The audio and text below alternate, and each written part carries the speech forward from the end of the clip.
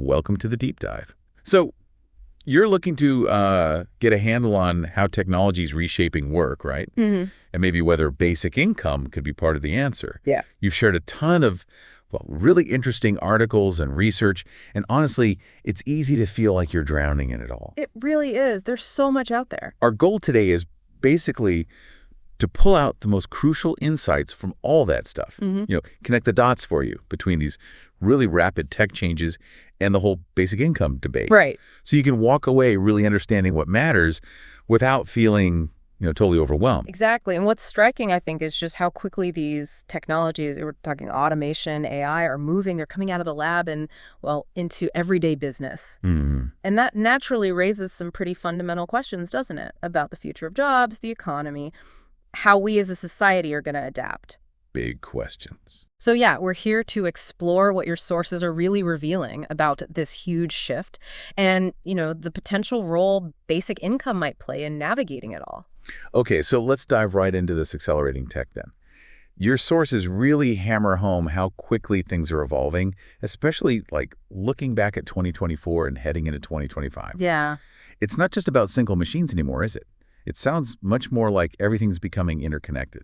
That's really the key thing to grasp. It's the real establishment of the industrial Internet of Things, IoT, and Industry 4.0. Right. This isn't just a buzzword now. It's becoming, well, the standard way industries operate. We're talking about a huge network where machines, devices, they're constantly swapping real-time data. Real time. Yeah, and the crucial insight here is that this real-time data feedback loop, it fundamentally shifts industrial processes. They go from being reactive to proactive. Okay, proactive. And that's driven by tech like edge and cloud computing, digital twins, virtual models of physical stuff, and AI, of course. Mm-hmm. Then you add in vision systems, smart interfaces, even AR for workers. And you get these incredibly intelligent, interconnected industrial environments popping up. So it's not just automating one task anymore. It's whole systems talking and working together. And a big driver for this seems to be needing more flexibility in production, right? The sources mentioned handling like more product variety in smaller batches.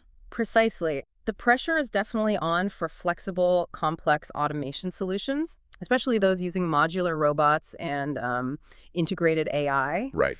Companies just need to be agile. They have to adapt to changing consumer demands, new tech, all of it. Makes sense. And this kind of automation allows for what's called high-mix, low-volume production. Basically, they can efficiently make a diverse range of stuff without huge, costly retooling. And the benefits they're aiming for are pretty significant. More productivity, lower costs, more flexibility in what they make, and better quality control. It sounds like there's another big factor pushing this. Finding skilled workers is getting harder. The sources kept bringing that up. That's a really critical point, yeah. Recruitment challenges are definitely pushing companies towards industrial AI and advanced automation. Like those AI-powered autonomous mobile robots, AMRs. AMRs, right. Yeah, think of these not as your old-school fixed factory robots, but as intelligent mobile units. They can navigate complex spaces, figure out their own routes, and even work safely alongside people in warehouses or on factory floors. It's kind of a two-pronged thing, filling those labor gaps while also boosting overall efficiency. Now, I always thought of digital twins as mostly for simulations, but it sounds like they're becoming way more central. Sources talk about using them for training, even predicting maintenance needs. Yeah, connecting this to the bigger picture, these real-time digital twins are moving way beyond just being virtual copies. Okay. They're evolving into really vital tools for training people in complex, maybe even hazardous scenarios, for planning different operational options, and for proactively managing risks. Proactively, yeah. And you're absolutely spot on about predictive maintenance. That's huge. Yeah. Especially in high-stakes industries like aerospace, energy, manufacturing, places where downtime is incredibly expensive. Right. By constantly analyzing the data flowing from the physical asset via its twin, companies can actually anticipate potential failures, fix them before they even happen. So this isn't some distant future thing. Companies are really pushing this automation now in 2025 just to stay competitive. And it's becoming more reachable with things like pre-engineered solutions, plug-and-play setups, and those cobots, the collaborative robots. That's a key takeaway for understanding what's happening right now. The emphasis in 2025 is definitely on speed of implementation. Got to get done fast. Exactly. Companies feel the pressure to adopt this stuff quickly to keep their edge. Pre-engineered systems, plug-and-play automation, they drastically cut down the time it takes to get new systems running. Makes sense. And cobots are really changing the game. They're designed to be user-friendly, safe to work right next to people. It makes sophisticated automation accessible to way more manufacturers who need results, now. Now, an area I might not immediately link with industrial robots is office work. But the sources talk about robotic process automation, RPA, really taking off in places like HR and finance. Yeah, what's interesting there is the projected growth for RPA. It's significant. And think of RPA as software robots, basically. Yep. They're designed to automate those repetitive, rules-based tasks you see a lot in HR or finance, things like processing invoices, onboarding new hires. Tedious stuff. Exactly. RPA excels at that, freeing up human teams to focus on more strategic work, higher value stuff that needs, human scales. Yeah. And the really exciting part is how RPA is being combined more and more with AI. That leads to something even more powerful called hyperautomation. Hyperautomation. Okay, that sounds intense. It is, yeah. Hyperautomation is basically the strategic combination of RPA with AI, machine learning, and a whole toolkit of other advanced automation tools. The whole toolkit. Right. The aim is to automate entire end-to-end business processes, not just single, isolated tasks. This lets organizations automate much more complex workflows, leading to really significant jumps in productivity and operational agility. And then there's this term, agentic AI. Sounds almost like sci-fi. The sources suggest it's going to be a really big trend in 2025. This touches on an important point about how AI itself is evolving. Agentic AI refers to AI systems that can act autonomously to achieve goals. Autonomously. Yeah, with minimal human oversight needed. They can proactively plan, execute tasks, moving beyond just generating content to actually doing things, like monitoring customer data for weird patterns or spotting fraud. It's a pretty big step towards AI that can operate much more independently within businesses. It's fascinating how the teamwork between humans and robots is also getting more sophisticated. It's not just robots replacing people, it's about them working together better. That's absolutely right. Improvements in sensors, sophisticated software, they're letting cobots work even more safely and precisely right alongside human workers. Closer proximity. Exactly. This opens up possibilities for automating more complex, intricate tasks across different industries without risking employee safety. And things like plug-in produce solutions really help here, letting companies optimize processes quickly without super complex integration projects. Quality control, another area making big leaps. Vision systems plus AI and machine learning seem to be getting much more accessible. What's really notable is how vision tech, powered by better ML and AI, is fundamentally changing QC processes. How so? Well, these systems can now be trained much faster using smaller data sets. That makes them cheaper, more accessible for more businesses. Right. They can inspect products in real time, spot tiny defects a human might miss, and provide valuable data to optimize the whole production line. It's happening across tons of industries. And augmented reality, AR, sounds like it's also playing a bigger part in these automated places, giving workers real-time help. Absolutely. By 2025, AR is expected to be an increasingly valuable tool in automated industrial settings. Like how? Imagine workers wearing smart glasses, right? They see step-by-step instructions overlaid directly onto their view while they're working on complex machines or doing maintenance. Right, okay. That immediate access to info can dramatically speed up learning curves and significantly boost accuracy and efficiency. Now, this next one really grabbed my attention. Humanoid robots in manufacturing.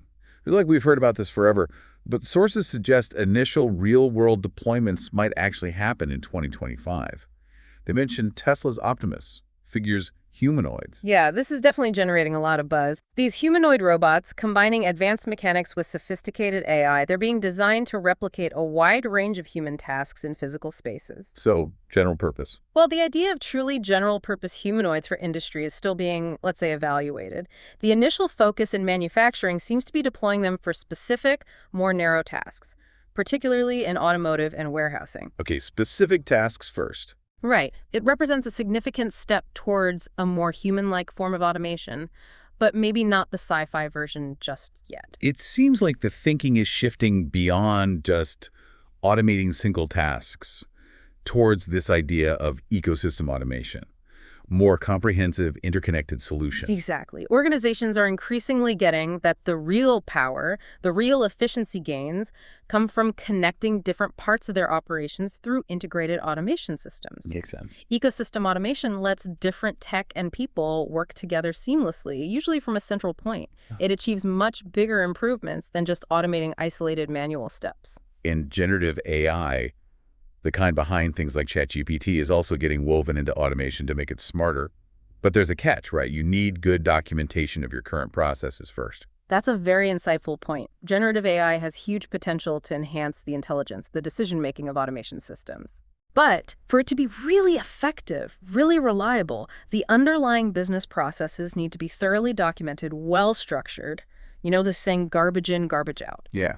The AI can only be as good as the information it's working with. Safety, regulations. Those are also playing a big role in how automation gets implemented now. Absolutely.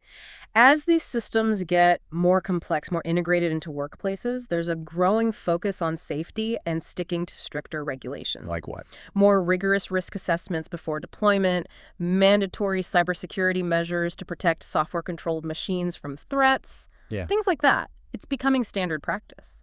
And with all this data flying around from these connected systems, it needs effective management, right? Yeah. That's where smart data integration comes in, using integrated platforms. Precisely. Smart data integration is absolutely critical. Companies are investing heavily in integrated data platforms. Why? To break down those data silos. Ensure that the massive amounts of data being generated can actually be analyzed in real time. This provides valuable insights, leads to better, more informed decisions across the whole organization. It's all driven by the intelligence pulled from these connected systems. You mentioned agentic AI earlier, and the sources really stress that as a key trend. These self-reliant AI agents expected to be much more common in 2025. Yes, agentic AI is definitely a major trend to watch. We're seeing a significant move towards AI systems that can operate autonomously, achieve specific goals with minimal human input. Really minimal. Yeah, relatively speaking, it signifies a substantial leap forward in AI capabilities. And it's not just text or images anymore. We're seeing this expansion of multimodal AI that can handle different kinds of data. That's right. Multimodal AI, the kind that can process and generate various data types like text, video, audio, code, it's expanding its capabilities super fast. So what does that mean, practically? That means developers can create a new generation of apps with much broader, more versatile functions, things we probably haven't even thought of yet. It sounds like AI is just getting deeper and deeper into our everyday tools, boosting efficiency everywhere, often without us even noticing. Exactly. AI is being progressively woven into tons of everyday apps and workplace tools. It's automating routine stuff, providing smart assistance, significantly boosting overall efficiency for businesses and individuals alike, often in ways we don't even consciously realize. And there's clearly a lot of excitement, but maybe also some uncertainty around agentic AI. Leaders in tech and business seem to be trying to figure out what it really means. That's a very accurate take. There's a ton of discussion, analysis happening around the promise, and maybe some of the hype surrounding agentic AI. So are companies using it yet?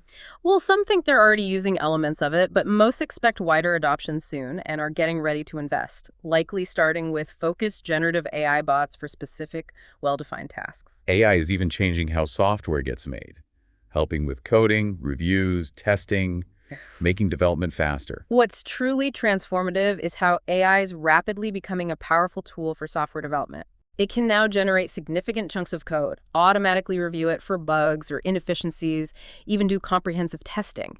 It's dramatically speeding up the whole software development lifecycle. Wow. Some developers are already seeing AI handle a big portion of their routine coding work. And AI performance just keeps climbing, getting better results on benchmark tests for things like video generation, even beating humans in some specific programming tasks. The progress in AI performance is, well, undeniable. It keeps improving rapidly across a wide range of demanding benchmark tests, demonstrating remarkable advances in areas like generating high-quality video, and yes, in certain specific narrow programming challenges, even surpassing human capabilities. We're also just seeing more autonomous systems popping up everywhere: logistics, manufacturing, less sci-fi, more practical reality. Absolutely. Autonomous systems, whether it's drones and robots for logistics and delivery, or sophisticated robots completely changing factory operations, they're becoming increasingly common, integrated across more and more sectors.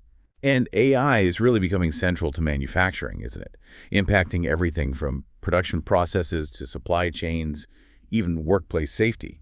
Sounds like most manufacturers are planning to bring AI in somehow. AI has definitely shifted from being this emerging tech to a vital, indispensable part of modern manufacturing. Really. Indispensable. I'd say so. It's fundamentally reshaping production, optimizing complex supply chains, significantly enhancing safety protocols. And you're right, a significant majority of manufacturers are now actively planning or already integrating AI into their core operations. This is all feeding into the rise of smart factories, moving beyond just having some smart gear to being fully interconnected systems using real-time data and communication, driven by things like replacing old equipment and adopting Industry 4.0 ideas. The trend towards smart factories is definitely significant. Manufacturing facilities are evolving into these comprehensive systems that fully leverage data analytics and seamless communication between machines and central management. And what's driving that shift? It's a mix of things. The need to replace outdated equipment, increasing competition from early adopters, and ongoing advancements in Industry 4.0 tech like sophisticated machine learning, real-time data analytics. Sustainability is also becoming a bigger focus for manufacturers. Yeah. Things like carbon neutrality, carbon capture, renewables. Absolutely. Sustainability and proactively aiming for carbon neutrality are becoming increasingly prominent, critical concerns for manufacturers. Is it just regulations? It's partly meeting evolving requirements for contracts and compliance, sure, but there's also a growing genuine interest in exploring and implementing tech like carbon capture and integrating renewables into their own operations. It seems like the industrial automation sector might be set for a rebound after slower growth, with industries like pharma and food and bev leading the charge. That's the general expectation, yes. After a bit of a slowdown, the industrial automation sector is anticipated to see a significant rebound. And yeah, hybrid industries like pharmaceuticals, medical tech, food and beverage are projected to show particularly strong growth compared to more traditional, discrete and process industries. And manufacturers seem pretty strategic about their AI spending, focusing on high ROI areas like supply chain agility and smart operations. Exactly. Manufacturers are increasingly prioritizing very targeted AI investments, ones expected to deliver a substantial, demonstrable return. Right. The focus is particularly on areas that can significantly improve supply chain agility, responsiveness, and the implementation of intelligent, optimized operational practices throughout their facilities. We're also seeing this shift towards smarter maintenance, more data-driven automation, allowing for more proactive responses. Smarter maintenance and data-driven automation are definitely emerging as transformative trends in industry. It lets companies move from reactive maintenance schedules to a more proactive approach, anticipating equipment failures, addressing them before they cause costly downtime. Plus, all that data being generated, it's used to continuously analyze and optimize the underlying production processes for better efficiency. And in these really complex manufacturing settings, adaptive control systems are becoming more necessary for dynamic quality control. Yeah, as manufacturing gets more intricate, more dynamic, traditional static control systems often aren't enough. Smart manufacturing demands adaptive control systems. Adaptive. Meaning they can intelligently respond to changing conditions, variations in the process in real time, ensuring consistently high-quality control. Collaboration seems key, too. Co-creation initiatives, companies partnering up, driving innovation in automation. Collaborative initiatives, yeah. Strategic partnerships with customers, academic institutions. They're increasingly seen as crucial drivers for innovation in industrial automation. What's that? Well, this collaborative approach fosters the exchange of ideas, the development of novel solutions that might not happen if everyone just worked in isolation. Ethical considerations around AI in these autonomous factories are also getting more attention.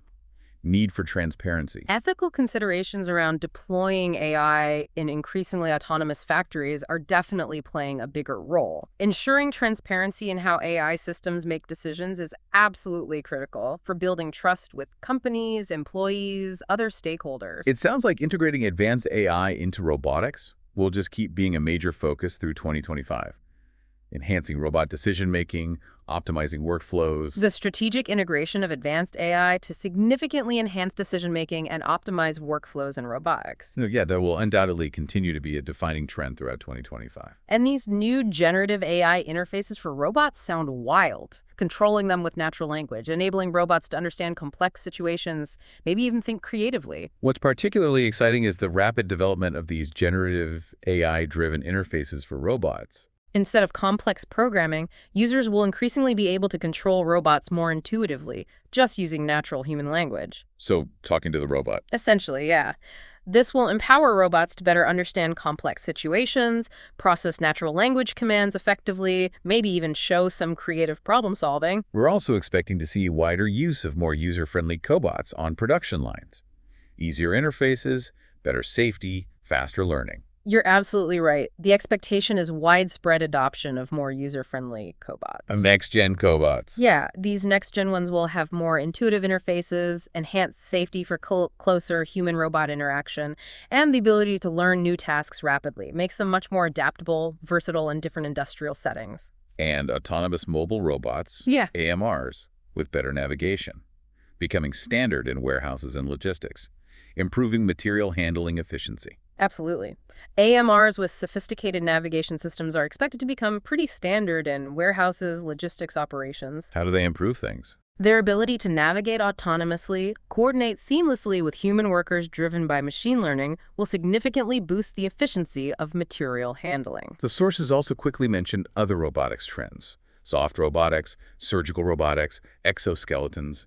Shows innovations happening broadly, right? While the main focus often lands on industrial and mobile robots, it's important to acknowledge the significant progress in other specialized areas. Like soft robotics for delicate tasks, surgical robotics for minimally invasive, precise procedures, and robotic exoskeletons aimed at boosting human physical abilities. Lots going on. the growth of AI integration in robotics seems huge. Analytical AI for data, physical AI for virtual training, and these generative AI projects aiming for a ChatGPT moment for physical robots, making them much smarter. The trend of integrating AI into robotics is indeed seeing significant multifaceted growth. Can you break that down? Sure.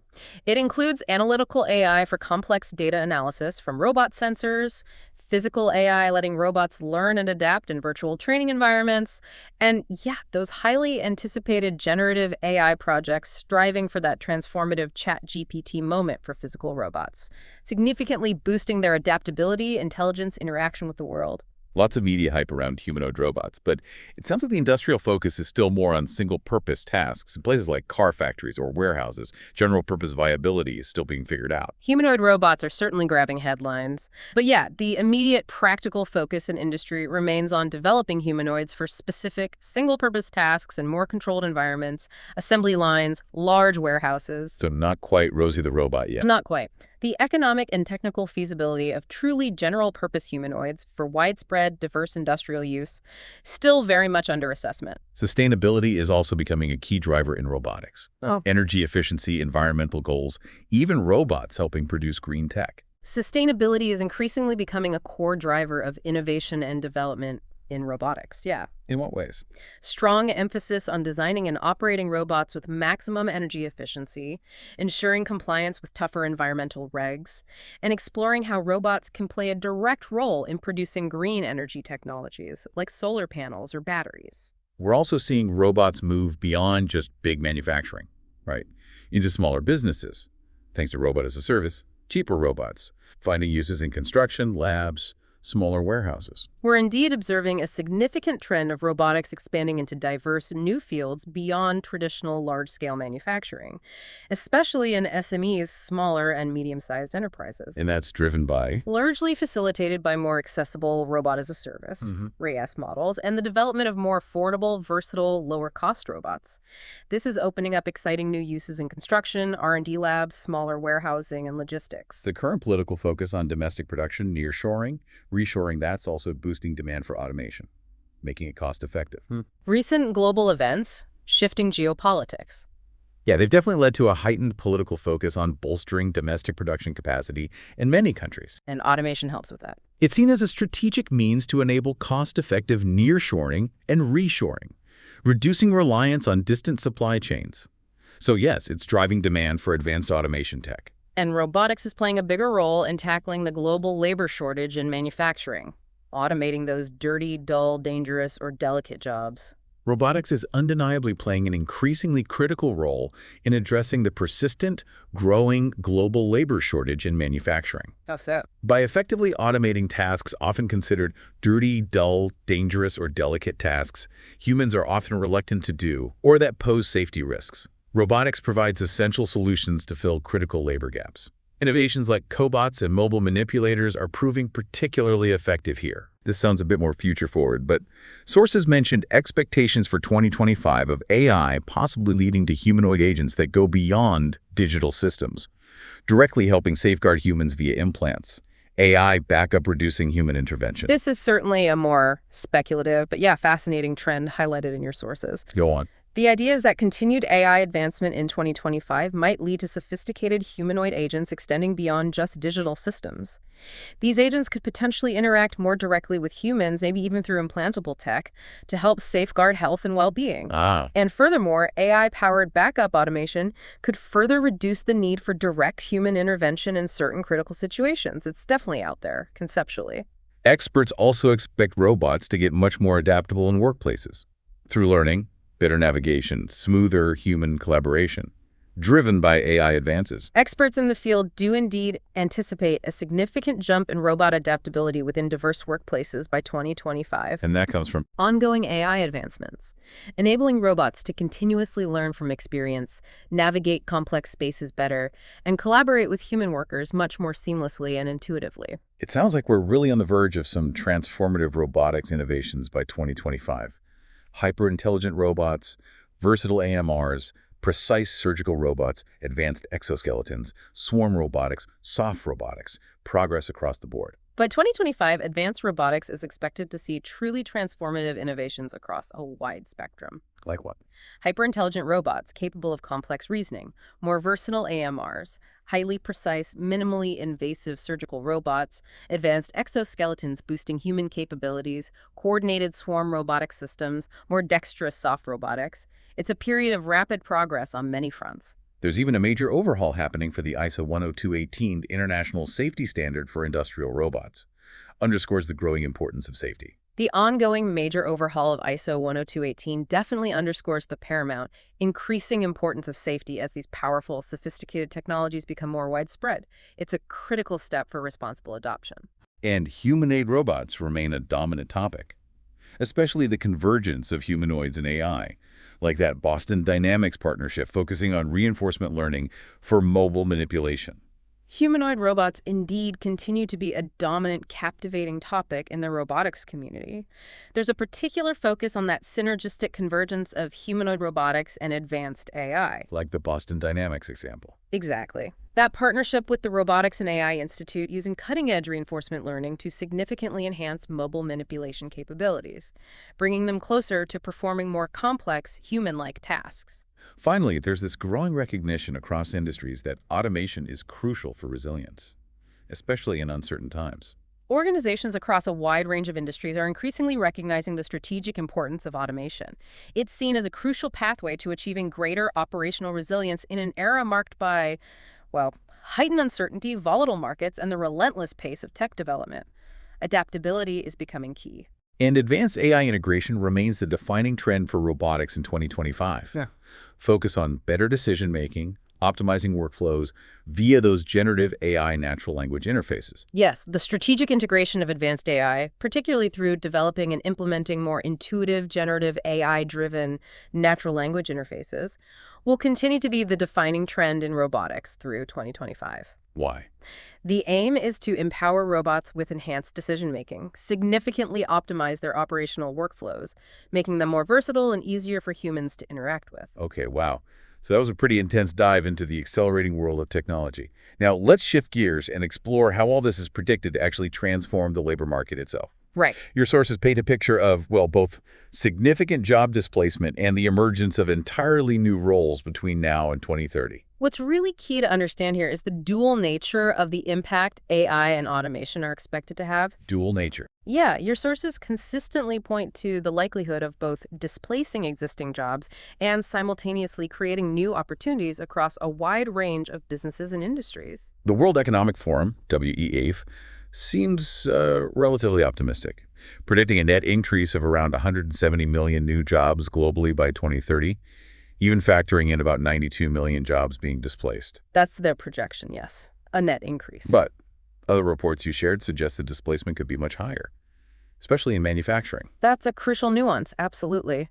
While the WEF offers a more optimistic net view, it's vital to acknowledge other analyses predict potentially more significant displacement, especially in sectors like manufacturing, where automation adoption is really speeding up. It seems jobs involving routine, repetitive tasks, office and admin support especially, are seen as most vulnerable, like clerical workers, cashiers, data entry.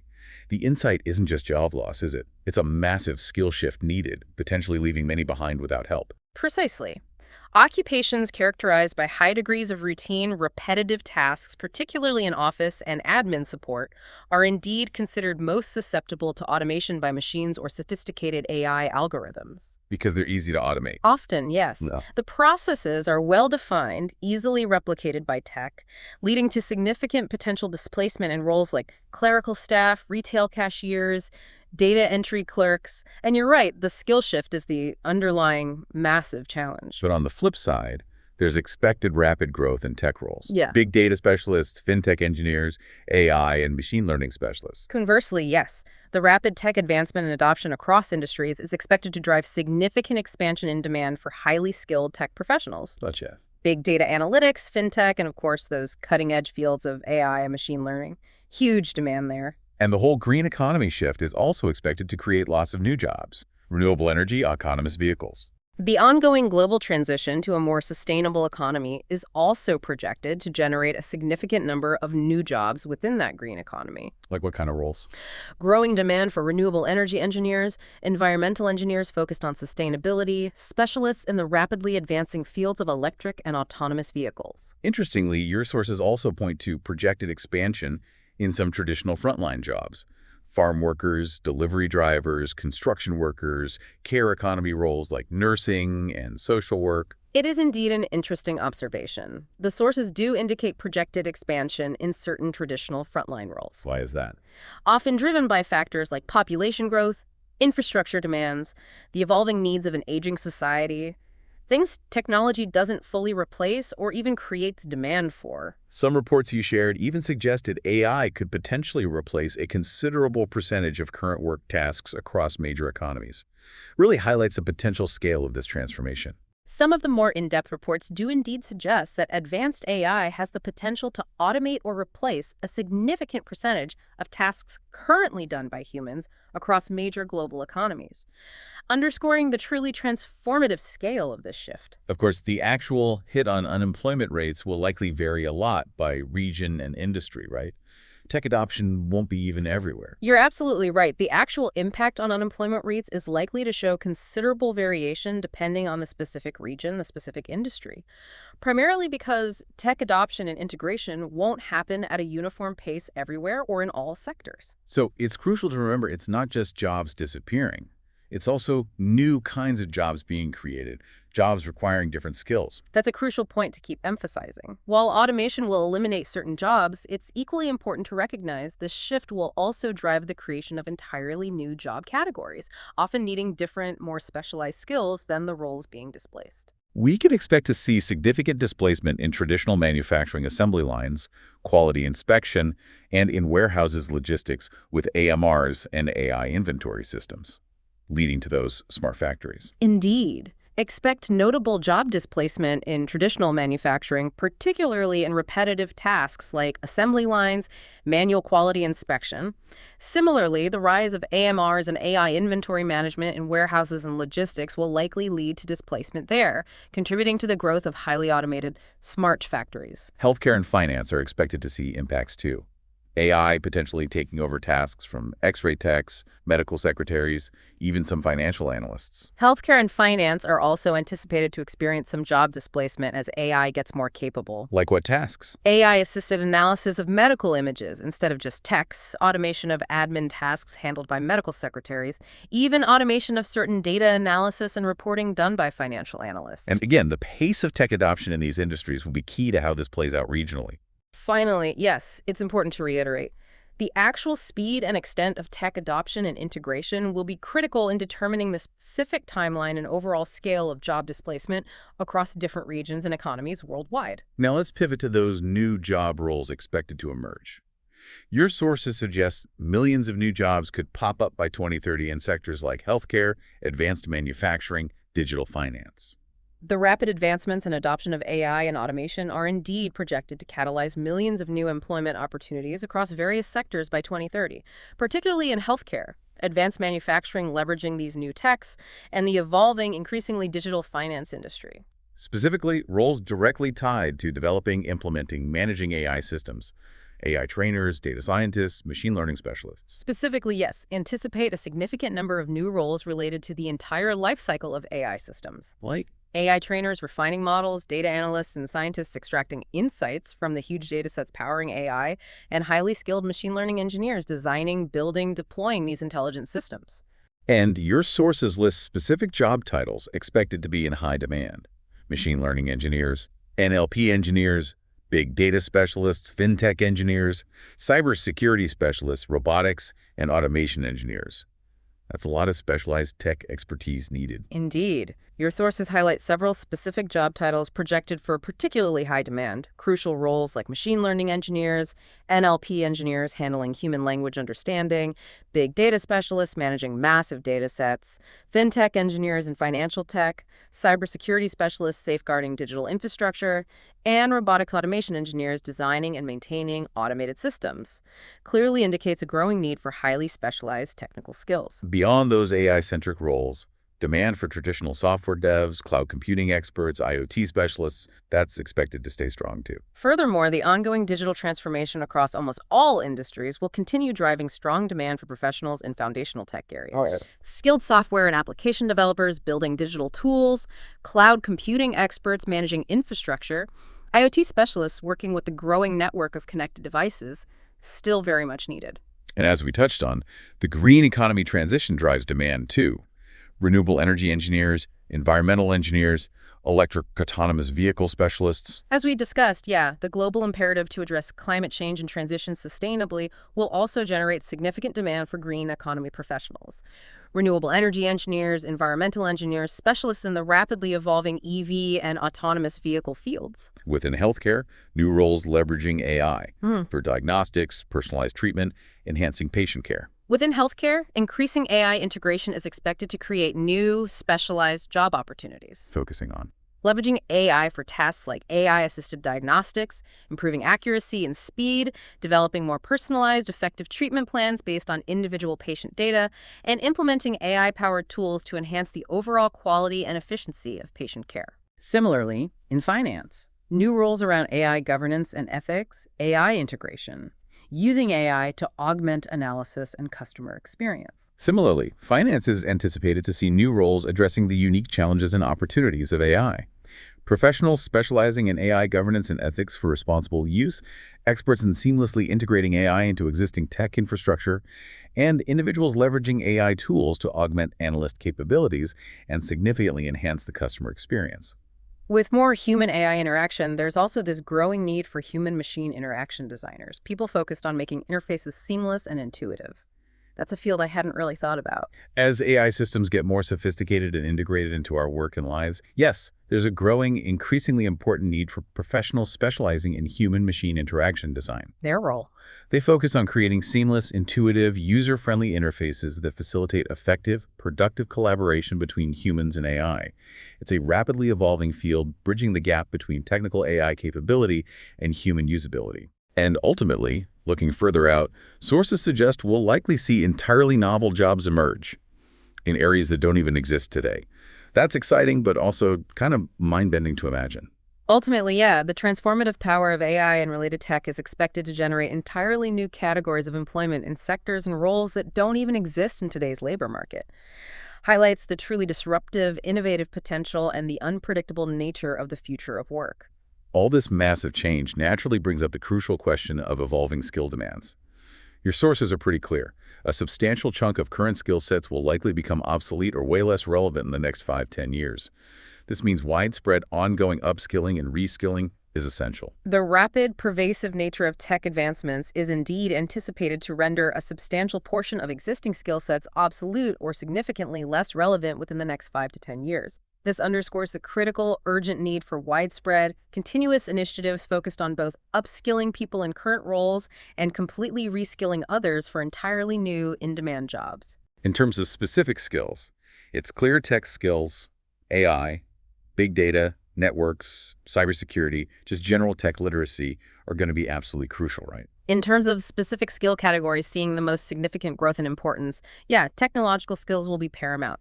Expertise in AI and big data analytics, robust knowledge of network management and cybersecurity, and a fundamental level of tech literacy will be increasingly necessary across a wide range of roles. But it's not all tech. Sources strongly highlight the growing importance of uniquely human skills, too. Things machines find harder. Creative thinking, analytical thinking, resilience, flexibility, curiosity, lifelong learning. Alongside those vital technical proficiencies, yes, a range of uniquely human skills are gaining significant prominence. Crucial capabilities like creative thinking for innovation, strong analytical thinking for complex challenges, resilience navigating change, flexibility and agility adapting to new roles, natural curiosity driving learning, and a fundamental commitment to lifelong development. Furthermore, skills like leadership, social influence, talent management, even environmental stewardship, also becoming more important. Furthermore, yeah, a range of other crucial skills are being identified as increasingly important. Effective leadership and influence, strong talent management skills, and even a growing awareness and commitment to environmental stewardship and sustainability within organizations. On the other hand, skills easily replicated by machines, manual dexterity for repetitive tasks, endurance, precision in routine actions, likely to decline in importance. Conversely, the sources suggest certain skills more readily replicated by machines are expected to decline in overall importance. High manual dexterity for repetitive tasks, capacity for prolonged physical endurance in routine work, need for extreme precision in standardized actions. Those become less valuable. It's good to see many employers are recognizing this and planning to prioritize reskilling and upskilling their workforces. Recognizing the magnitude of these evolving skill demands, yeah, it is encouraging that a growing number of employers are actively planning to prioritize and invest in internal initiatives for reskilling current employees and upskilling them for emerging technologies. However, sources also point out that significant skill gaps already exist, and they're proving a major obstacle to successful business transformation and tech adoption. However, a significant challenge many organizations currently face, and that's projected to continue, is the presence of substantial skill gaps in the existing workforce. These gaps are increasingly identified as a major obstacle to successful business transformation strategies and effective adoption of new tech. So looking ahead, what are the essential skills individuals need to thrive in this age of automation? Sources mention a mix: tech proficiency, adaptability, problem solving, critical thinking, creativity, emotional intelligence, and working effectively with AI. Quite a list. To truly thrive in this rapidly evolving age of automation, yeah, individuals need a comprehensive, diverse set of essential skills. A strong foundation of relevant tech skills, the crucial ability to adapt quickly, well-developed problem-solving and critical thinking, capacity for creativity and innovation, strong emotional intelligence for collaboration, and a fundamental understanding of how to work effectively alongside AI systems. Plus, things like data literacy, strong communication, leadership, and understanding AI ethics are also crucial. Furthermore, as we navigate this increasingly data-driven world, yeah, data literacy is crucial. Strong communication, both written and verbal, remains essential. Leadership capabilities, even outside formal management, highly valued. And finally, a solid understanding of AI ethics is vital for responsible innovation. In specific industries like manufacturing, certain skills are becoming more valuable. Bilingual abilities, Lean Six Sigma, food safety knowledge. Within specific industries like manufacturing, yeah, sources highlight certain specialized skills becoming increasingly valuable. Bilingual abilities for globalization, Lean Six Sigma for process optimization, comprehensive understanding of food safety regs and food production. Ultimately, it seems the future demands blending human capabilities with tech expertise, especially in data analysis, cybersecurity, healthcare tech. Ultimately, the future of work will likely put a premium on individuals who can effectively blend core human capabilities, critical thinking, creativity, emotional intelligence, with a solid understanding and practical ability to leverage tech expertise, particularly valuable in growing fields like data analysis, cybersecurity, and applying tech in healthcare. And it all seems to circle back to those foundational skills. Yeah. Ability to learn continuously, strong communication, essential soft skills for teamwork. Those seem like the bedrock, no matter how much tech advances. Indeed. It boils down to a core set of foundational skills that remain paramount. The crucial ability to continuously learn and adapt, strong communication for collaboration, and those essential soft skills, empathy, teamwork, problem solving that underpin effective human interaction and will continue to be highly valued regardless of tech advancements. Wow, okay. That's a lot to digest. And it really highlights how fundamentally different this current tech shift feels compared to past industrial revolutions. Which brings us perfectly to our next section. Let's look back at those historical revolutions and their lasting socioeconomic legacies. Starting with the first industrial revolution, roughly 1760s to 1840s, it wasn't just new machines, was it? It fundamentally transformed society itself. What's truly illuminating is how the first industrial revolution, driven by innovations like the steam engine, mechanized textile production, it represented a fundamental shift from mostly manual labor to machine-based manufacturing. Right. This transformation kicked off an era of unprecedented economic growth and basically laid the foundation for the modern industrial world. And it wasn't just economic growth. Massive social changes, too. More material wealth overall, a new consumer culture, and that dramatic surge in urbanization, people flocking from farms to cities for factory jobs. The rise of industrialization triggered a cascade of significant economic and social changes. Yep. Yeah, substantial increase in material wealth, development of a new consumer culture with more goods available. And simultaneously, urbanization surged as large populations migrated from rural agrarian life to rapidly growing urban centers seeking factory work. But this new factory system, while driving progress, also created a new working class facing incredibly harsh conditions, didn't it? Long hours, low pay, unsafe environments. And at the same time, a new middle class of factory owners and managers emerged, benefiting hugely. The burgeoning factory system, while driving economic progress, also created a new industrial working class, often enduring exceptionally harsh conditions. Notoriously long hours, wages barely covering survival, alarmingly unsafe factory environments. Concurrently, a new middle-class factory owners, managers, skilled professionals emerged and saw significant economic gains. Job insecurity became a huge issue. New tech, large labor pool, especially tough for skilled artisans in cottage industries suddenly competing with machines. Job insecurity became pervasive, a significant concern for many. Constant introduction of new labor-saving tech, plus a large available labor pool, continuously threatened livelihoods, particularly impactful for skilled artisans in traditional cottage industries, increasingly unable to compete with the efficiency and lower costs of machine-made goods. Of course, new industries meant new jobs too, boilermakers, mechanics. But that initial period saw a big rise in income inequality, right, between owners and workers, and terrible living conditions in overcrowded cities leading to disease. The first industrial revolution did create entirely new roles, boilermakers, mechanics. But the initial phase was also marked by a significant, often stark increase in income inequality between wealthy factory owners and the often impoverished working class. Furthermore, rapid, unplanned urban growth led to severely overcrowded, unsanitary living conditions, resulting in widespread disease outbreaks and public health crises. Ultimately, it was a massive shift in social structures, moving from agrarian life to urban industrial centers, profound, lasting consequences. Ultimately, the first industrial revolution brought profound, lasting changes to society's fundamental structures. A significant transition away from a predominantly agrarian rural life towards burgeoning urban industrial centers had far-reaching, enduring consequences for how people lived, worked, interacted. Then we get the second industrial revolution, late 19th to early 20th century, characterized by electricity, steel, oil, the internal combustion engine, leading to mass production, national-scale economies. Building on the first, the second industrial revolution brought a new wave of transformative tech. Electricity, better steel production, increasing use of oil, the internal combustion engine. pivotal developments paving the way for mass production techniques and national-scale economies, fundamentally altering manufacturing and commerce. And mass production meant cheaper, more available consumer goods, laying the groundwork for today's consumer society. The advent of mass production had a profound impact on the availability and affordability of consumer goods. For the first time, many manufactured products became more accessible, significantly less expensive. This fundamental shift really laid the groundwork for the consumer-driven society we know today. Urbanization intensified even further. More overcrowding, sanitation issues, class segregation in cities. The urbanization trend from the first revolution intensified further, yeah.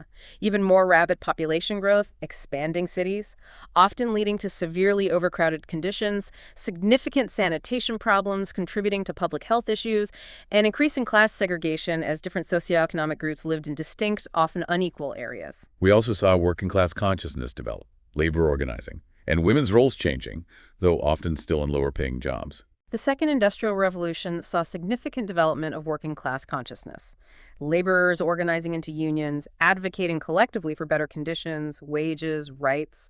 And yeah, women's roles began evolving, more entering factories, but often concentrated in lower-paying jobs, facing significant societal barriers. Regulated working hours, a big win for labor, led to more leisure time.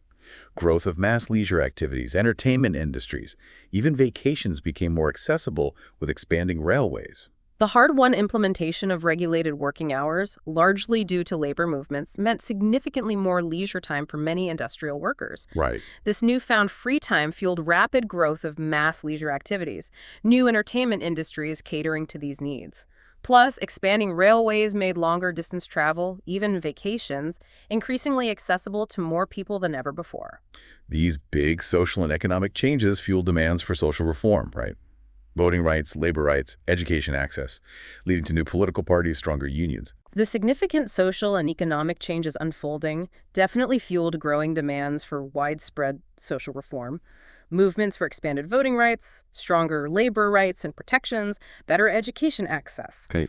These demands often led to new political parties, socialist, labor, and strengthened existing unions, playing increasingly influential roles in advocating for these fundamental changes. And governments started taking a more active role in response. Early welfare programs, public education expansion, housing reform. In response to these growing pressures and societal needs, yeah, governments in many industrialized nations began adopting a more active interventionist role, introducing early forms of social welfare programs for a basic safety net, significantly expanding public education systems, implementing housing reforms to address dire urban conditions.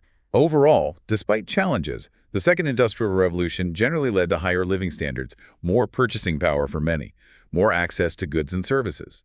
Overall, despite persistent challenges and inequalities, yeah, the Second Industrial Revolution generally contributed to a notable increase in living standards and purchasing power for a larger segment of the population in many industrialized countries. More people gained access to a wider variety of goods, often at more affordable prices. However, it wasn't all smooth sailing. Economic instability, too. Depressions in the 1870s, 1890s, intense business competition, persistent income inequality. However, this era of progress was also punctuated by significant economic instability, including major depressions in the 1870s and 1890s, plus intense, often cutthroat business competition. And despite overall improvements for some, persistent, often stark income inequality continued between wealthy industrialists and the working class, so a not uninterrupted or universally shared prosperity. Interestingly, some skilled workers found new economic freedom. High demand meant better wages, more control. Shows new opportunities can arise even amid upheaval. Interestingly, yeah, some skilled workers in emerging industries actually experienced newfound economic freedom. Growing demand for their specialized skills often meant higher wages, greater control over their work. Underscores that even during major technological transformation, new, potentially better opportunities can arise for those with the right skills. Finally, the Second Revolution also brought transformative communication tech, telephone, light bulb, and medical advances like vaccines, improving public health, life expectancy. Finally, yeah, the Second Industrial Revolution was also a period of profound advancements in communication, widespread adoption of the telephone, the transformative electric light bulb altering daily life. Plus, significant medical advances like life-saving vaccines, dramatically improving public health outcomes and increasing life expectancy. Which brings us to the third industrial revolution, mid-20th century to now, driven by computers, the internet, telecommunications, fundamentally altering how we live, work, interact. The third industrial revolution, starting mid-20th century and still unfolding, primarily driven by computers, the transformative internet WWW, and sophisticated telecommunications. These groundbreaking developments have profoundly, fundamentally altered almost every aspect of how we live, work, communicate, interact globally. Led to big productivity gains, created entirely new markets and industries, reshaped the global economy. This ongoing tech revolution has led to substantial, often dramatic productivity gains across many industries, plus spurred creation of entirely new markets and industries unimaginable before digital tech. The digital revolution fundamentally, irrevocably reshaped the global economic landscape. We've also seen increased mobility, middle-class expansion in developed nations, more leisure.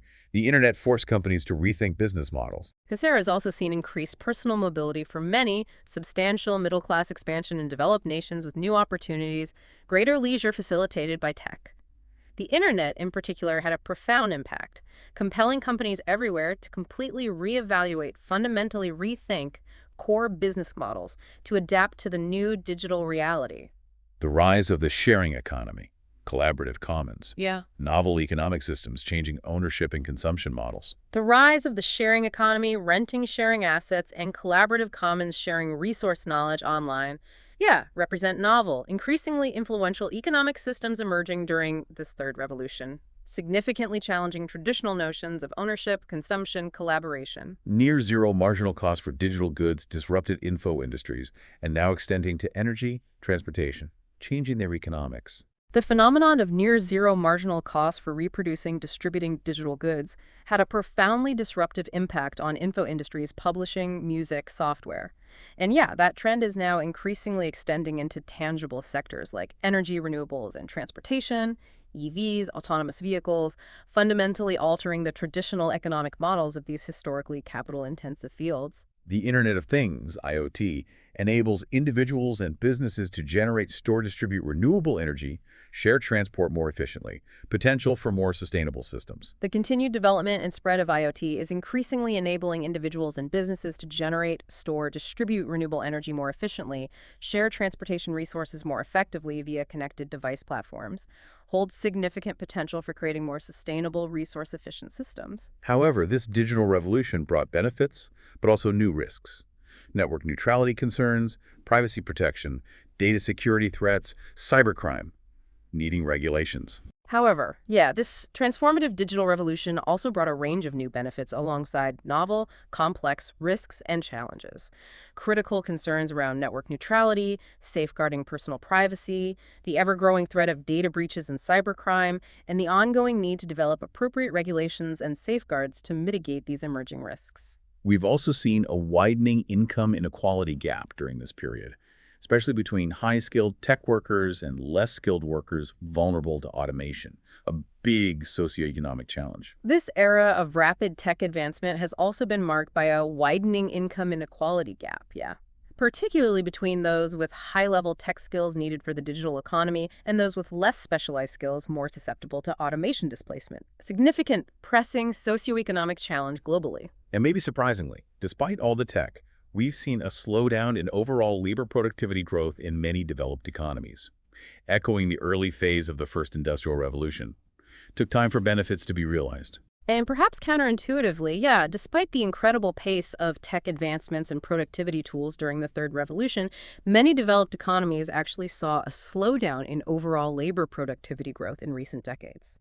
An intriguing phenomenon resembling the initial phases of the First Industrial Revolution, where it also took considerable time for the full productivity benefits of new tech to be widely adopted and effectively integrated. Wow. Examining these historical revolutions really gives valuable perspective on the paths and challenges ahead with this current wave of tech change. It's not just the tech, it's how it reshapes the entire socioeconomic landscape work, inequality, social structures. Which brings us to navigating this new terrain. Income distribution, skills gaps, social mobility in the age of automation. Sounds like AI could be a double-edged sword for income inequality. That's a really critical observation. While AI undoubtedly holds immense potential to significantly boost the global economy, drive innovation, it also carries a very real risk of exacerbating existing income disparities, potentially widening gaps between countries, companies, individual workers. Growing concerns that AI automation benefits could further concentrate wealth among capital owners, tech giants, high-skilled pros, while displaced workers face hardship, maybe shrinking labor share of national income. There are indeed well-founded concerns that the economic benefits from increasing AI automation adoption could lead to further concentration of wealth and income, disproportionately favoring capital owners, big tech companies, highly skilled professionals with AI expertise.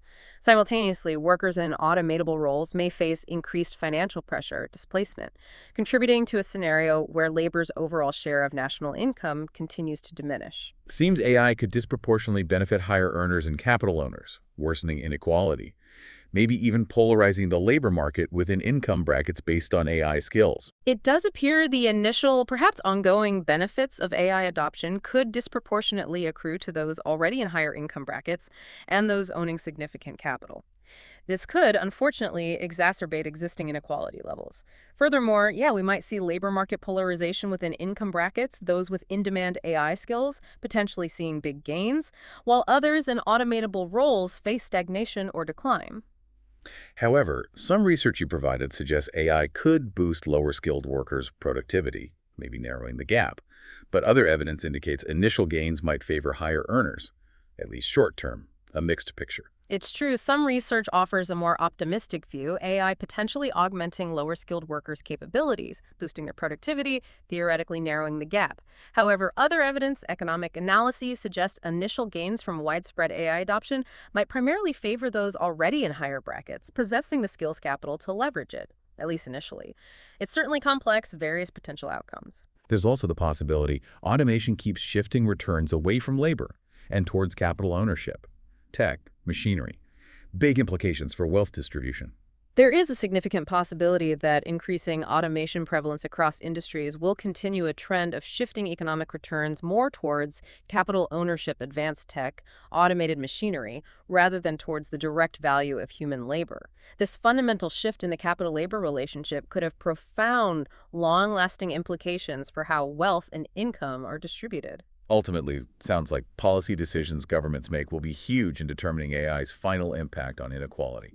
Not inevitable, but influenced by choices. Ultimately, you're absolutely right. Policy decisions governments and societies choose to implement in response to these sweeping tech changes will play a crucial, very significant role in shaping AI's ultimate impact on income inequality levels. The trajectory isn't inevitable. It can be actively influenced, potentially mitigated, through thoughtful, proactive policy. Also concerning, wealthier countries seem better positioned to benefit from AI, raising the specter of a widening global wealth gap between developed and developing nations. It is indeed a concerning prospect that wealthier countries with advanced tech infrastructure, capital access, skilled workforces appear better positioned to reap the majority of AI's economic benefits.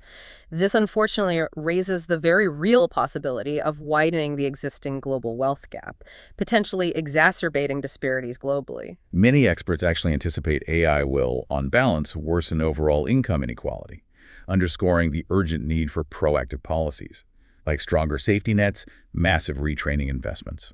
The prevailing view among many experts is that AI, if left unchecked by appropriate policy, is likely to worsen overall income inequality within societies. This consensus underscores the urgent, critical need for proactive, well-designed policy responses, strengthening safety nets for the displaced, significant investments in comprehensive retraining education for evolving skills needed in the AI-driven economy.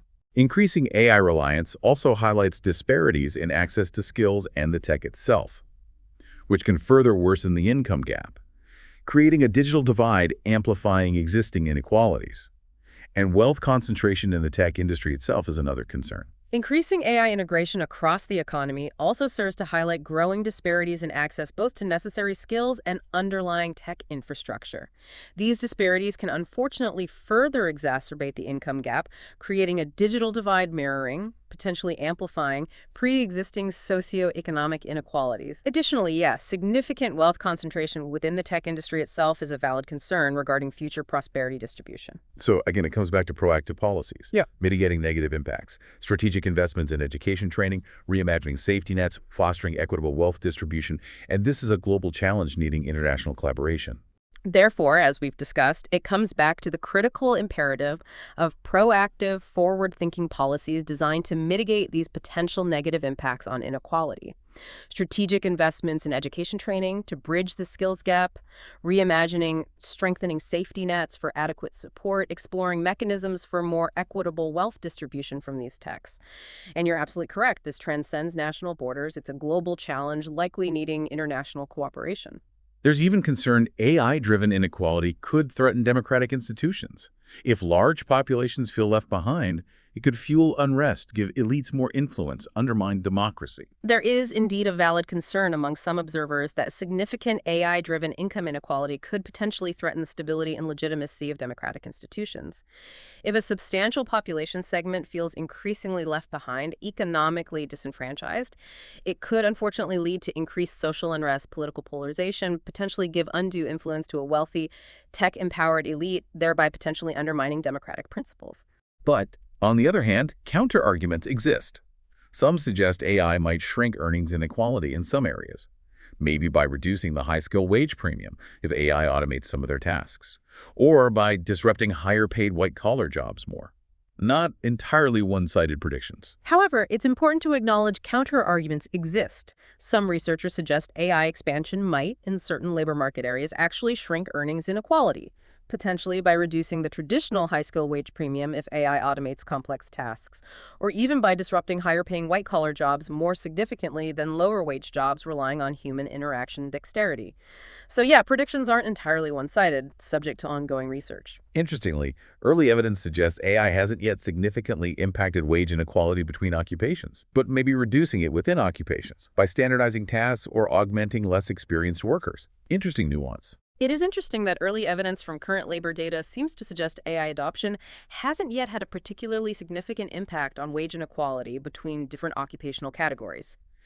However, there is some preliminary indication it might be contributing to reduced wage inequality within the same occupation, perhaps by standardizing routine tasks or augmenting capabilities of less experienced workers, bringing their performance closer to experienced colleagues.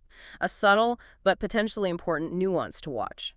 But looking ahead, the general expectation is AI-driven automation will favor those with specialized skills in AI development, data science, robotics, leading to higher wages, increased demand for them, potentially widening the gap. However, looking forward, the general expectation among labor market analysts is that continued AI advancement and adoption will likely create a significant advantage for those with highly specialized in-demand skills in core AI-related areas. Increased demand, limited supply, projected to lead to higher wages, better prospects for these professionals, potentially widening the income gap between them and those in less specialized or more easily automated roles. Meanwhile, workers in manual labor, routine office tasks, customer service might see declining wages, more job instability as AI automation takes over. Conversely, as AI and automation get more sophisticated, individuals in manual labor, routine office tasks, customer service industries might unfortunately face declining wages, reduced advancement opportunities, increased job instability as their traditional tasks are increasingly taken over or augmented by automated systems. There's also significant concern about eroding the middle class, as automation eliminates mid-level jobs involving routine cognitive or predictable manual work, leading to a more polarized labor market, high skill, high wage at one end, low skill, low wage service at the other, fewer jobs in between. There is indeed significant growing concern among economists about potential erosion of the middle class as automation becomes capable of performing more mid-level jobs, those involving routine cognitive tasks or predictable manual work. This trend could lead to a more polarized labor market, concentration of high-skill, high-wage jobs, growing number of low-skill, low-wage service jobs, diminishing stable middle-income opportunities in between. And automation has been increasingly linked to wage stagnation for many, and a decline in labor's share of national income, a trend seen for decades, which AI might worsen. Increasing automation adoption has been increasingly linked to concerning wage stagnation for a significant portion of the workforce in many developed economies. also associated with a gradual decline in labor's overall share of national income, wages benefits, with more going to capital owners, a trend observed for decades, and widespread AI adoption is unfortunately expected to potentially exacerbate these existing pressures. Though, as sources point out, some argue other factors, weaker unions, stagnant minimum wages might be bigger contributors to wage stagnation than automation alone. Clearly complex, many interacting factors.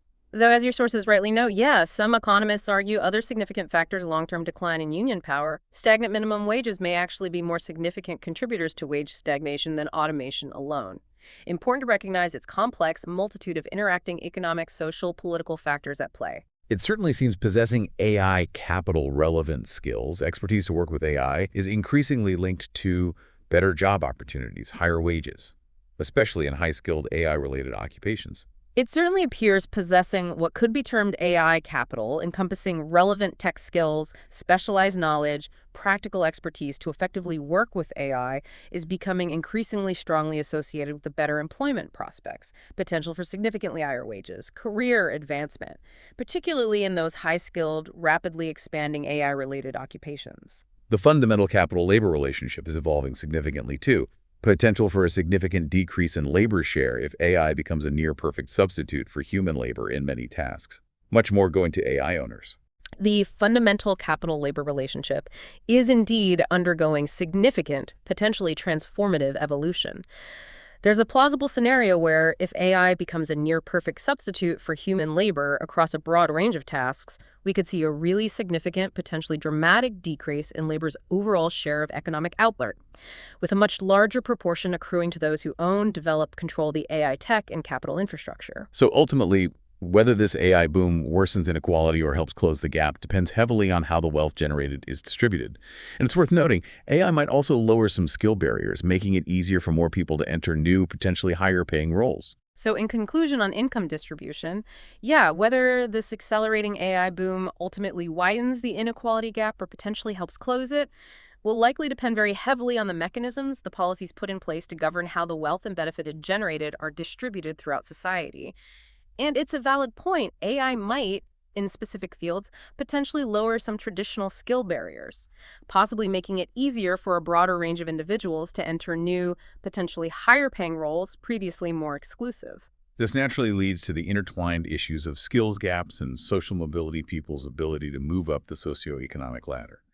Clear from your sources, the widening skills gap is already a major hurdle for businesses trying to adopt new tech. That's a critical, accurate observation. The widening skills gap we've discussed is already proving a significant, increasingly problematic hurdle for businesses across sectors trying to adopt and effectively implement new tech, especially AI and automation. And as we stressed, the fact many current skills will soon be outdated underscores the pressing need for continuous, adaptable workforce transformation, ensuring people have future-ready skills. And as we've emphasized repeatedly, the fact a substantial portion of skills for many existing jobs are likely to become obsolete soon underscores the pressing, ongoing need for continuous, highly adaptable workforce transformation initiatives, crucial to ensure individuals possess the evolving skills needed to thrive in the future job market, avoid widespread disruption. AI and automation's impact on social mobility seems complex, maybe even paradoxical. Technology could theoretically create upward pathways via new industries opportunities, but barriers to entry cost of education training could dampen this, even worsen inequalities. AI automation's impact on social mobility is indeed complex, potentially paradoxical. On one hand, new tech theoretically could create upward mobility pathways, new industries, roles, entrepreneurship. But on the other hand, significant barriers to entry can hinder this high cost of acquiring necessary education, training, tech resources. These barriers can unfortunately dampen potential for widespread mobility, even exacerbate existing inequalities. Concerning to see research linking parental exposure to automation with lower income mobility, less favorable outcomes for their kids, suggests impacts can be multi-generational. It is indeed concerning to note research findings suggesting a correlation between parental exposure to automation displacement in their jobs and lower income mobility, less favorable educational economic outcomes for their children. Highlights the potential for tech change impacts on the labor market to have significant, long-lasting, multi-generational consequences for social mobility patterns. While the tech sector itself can drive upward mobility for some diverse entry points, maybe lower qualification costs than traditional high-earning fields, ensuring these opportunities are truly accessible to everyone, regardless of background. It's crucial.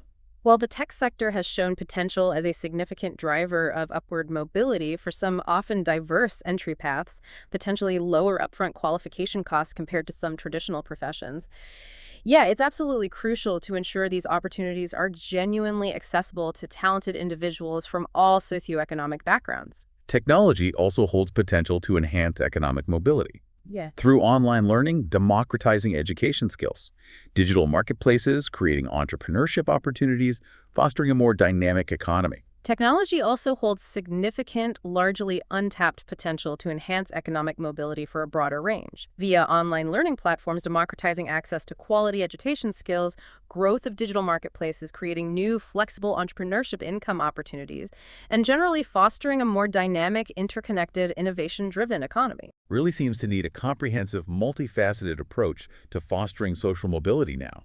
Expanding opportunities, dismantling systemic barriers for disadvantaged individuals, and critically examining how elite groups' networks limit broader mobility. You're absolutely right. Fostering meaningful social mobility in this rapidly evolving tech era necessitates a comprehensive, multifaceted approach.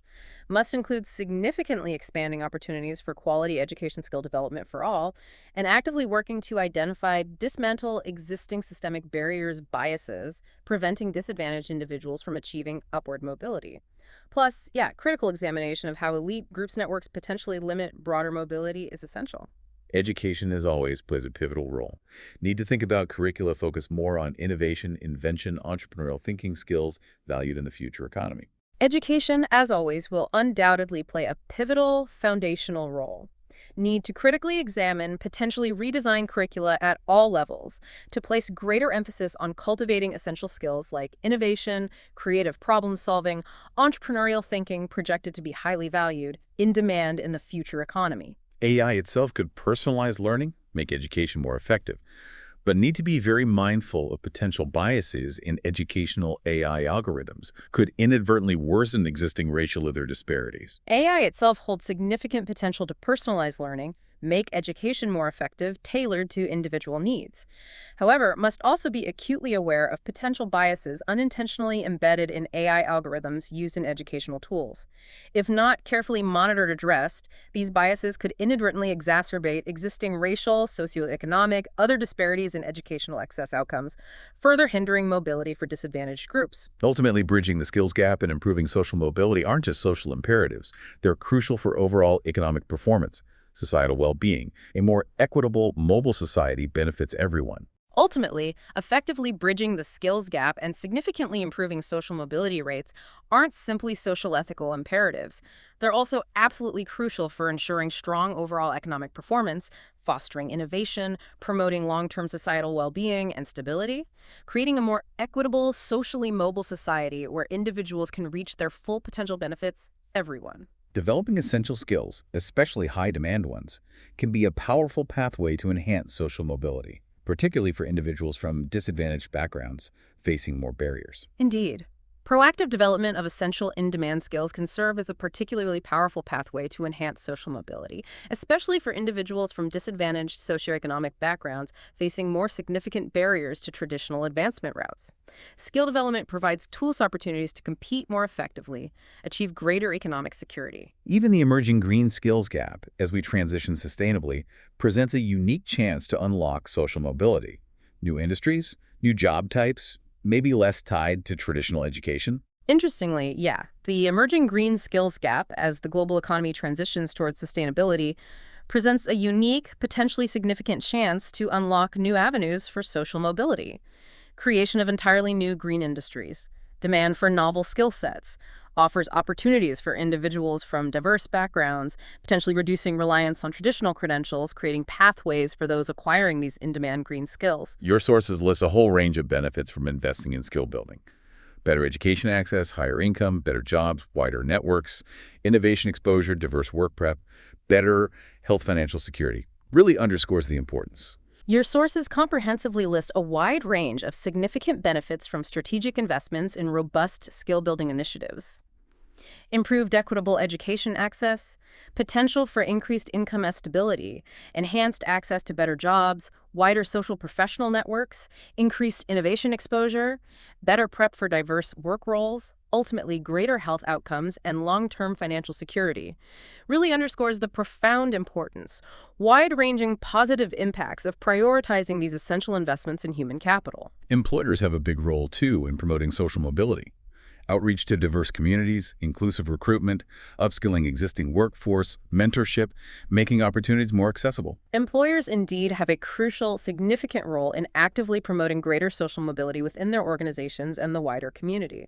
Proactive outreach to diverse talent pools, inclusive recruitment practices beyond traditional qualifications, meaningful investments in upskill and reskilling, valuable mentorship support programs for diverse employees, generally striving to make advancement opportunities more transparent, accessible. Looking further ahead, interesting idea that AI as a support tool could revitalize middle-skill jobs, extend expertise to those with less formal education, potentially rebuilding some of the eroded middle class, though automation also contributed to middle-class decline, so net effect uncertain. Looking further into the future of work, there is an intriguing, optimistic perspective that increasing AI sophistication as a readily available support tool could potentially lead to revitalizing middle-skill jobs, even extending specialized expertise reach to individuals with less formal education. By augmenting human capabilities, AI could theoretically create new opportunities, potentially rebuild some middle-class jobs impacted by earlier automation.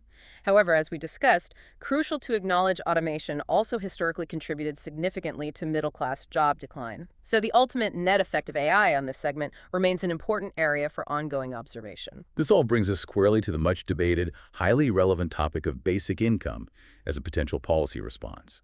Let's start by clearly defining what we mean by basic income. What are its core characteristics? At its core, basic income is defined as a periodic cash payment unconditionally provided to every individual within a society or jurisdiction. Okay, so periodic. Meaning regular, typically monthly, it's cash.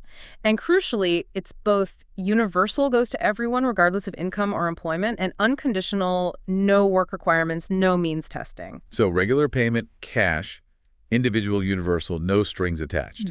How's that different from, say, a minimum income guarantee some places have? A key difference lies in how they interact with earned income. Many minimum income guarantee schemes reduce the benefit as you earn more. Right.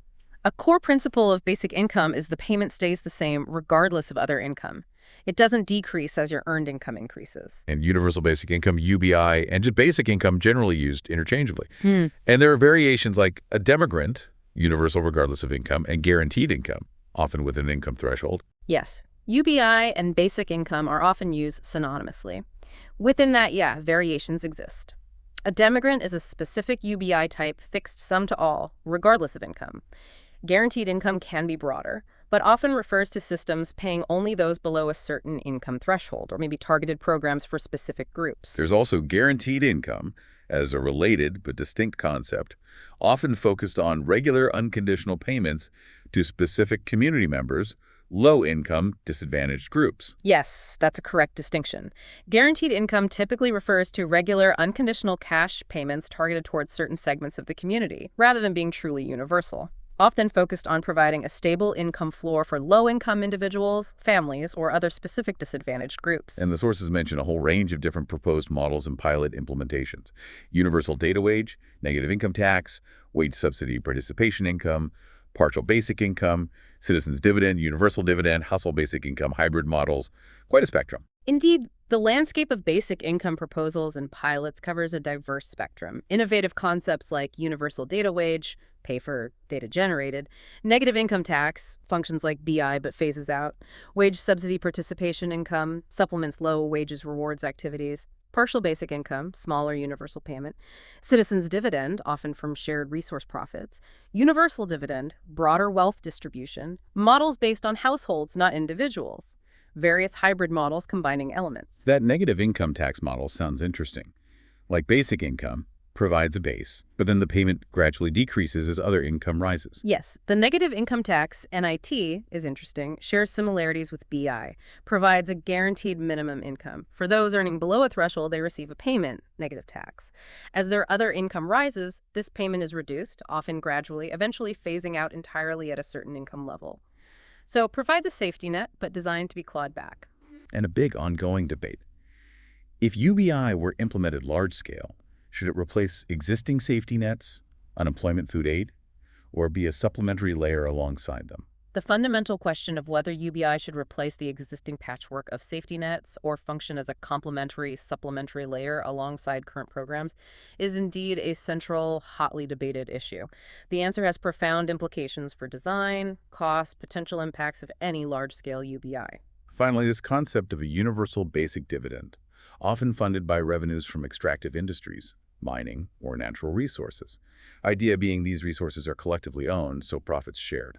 Exactly. The concept of a universal basic dividend is often linked to funding sources seen as belonging to everyone, like revenues from extractive industries, oil, minerals, or the sustainable management of other natural resources, timber, fishing rights. The underlying principle is that these resources represent a shared commonwealth, and therefore the benefits or profits derived from them should be distributed universally among all citizens. Okay, so we have a better handle on what basic income is, the different forms it could take, but now the crucial question.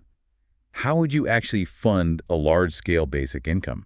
Sources make it clear this would be a formidable economic challenge needing substantial financial resources. You've hit on a central, critical point. Implementing basic income on a large, meaningful scale would indeed present a formidable economic challenge, requiring a mobilization and allocation of substantial financial resources. The sheer cost is one of the most frequently raised, significant hurdles. Your sources discuss various potential funding mechanisms, increasing income taxes, maybe more progressively, consumption taxes like VAT, wealth taxes, carbon taxes, even taxing robots or automation. Your sources do explore a variety of potential funding mechanisms, yeah. Options like increasing existing income taxes, possibly more progressively, implementing new consumption taxes, VAT, or raising rates, levying taxes on wealth large assets, imposing carbon taxes on emissions, and yeah, that more novel idea of taxing robots or automation displacing labor. Another common idea, consolidate or even replace many existing welfare programs. Argument being a single UBI could be more efficient, less bureaucratic than the current complex web. Another frequently discussed debated strategy is consolidating or even completely replacing many existing social welfare programs.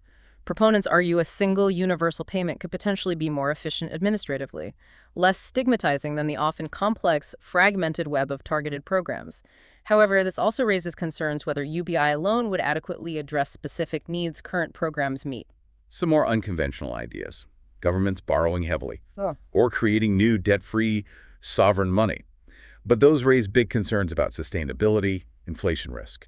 Some more unconventional, certainly more debated suggestions include governments engaging in significant borrowing or even creating new debt-free sovereign money specifically for BI.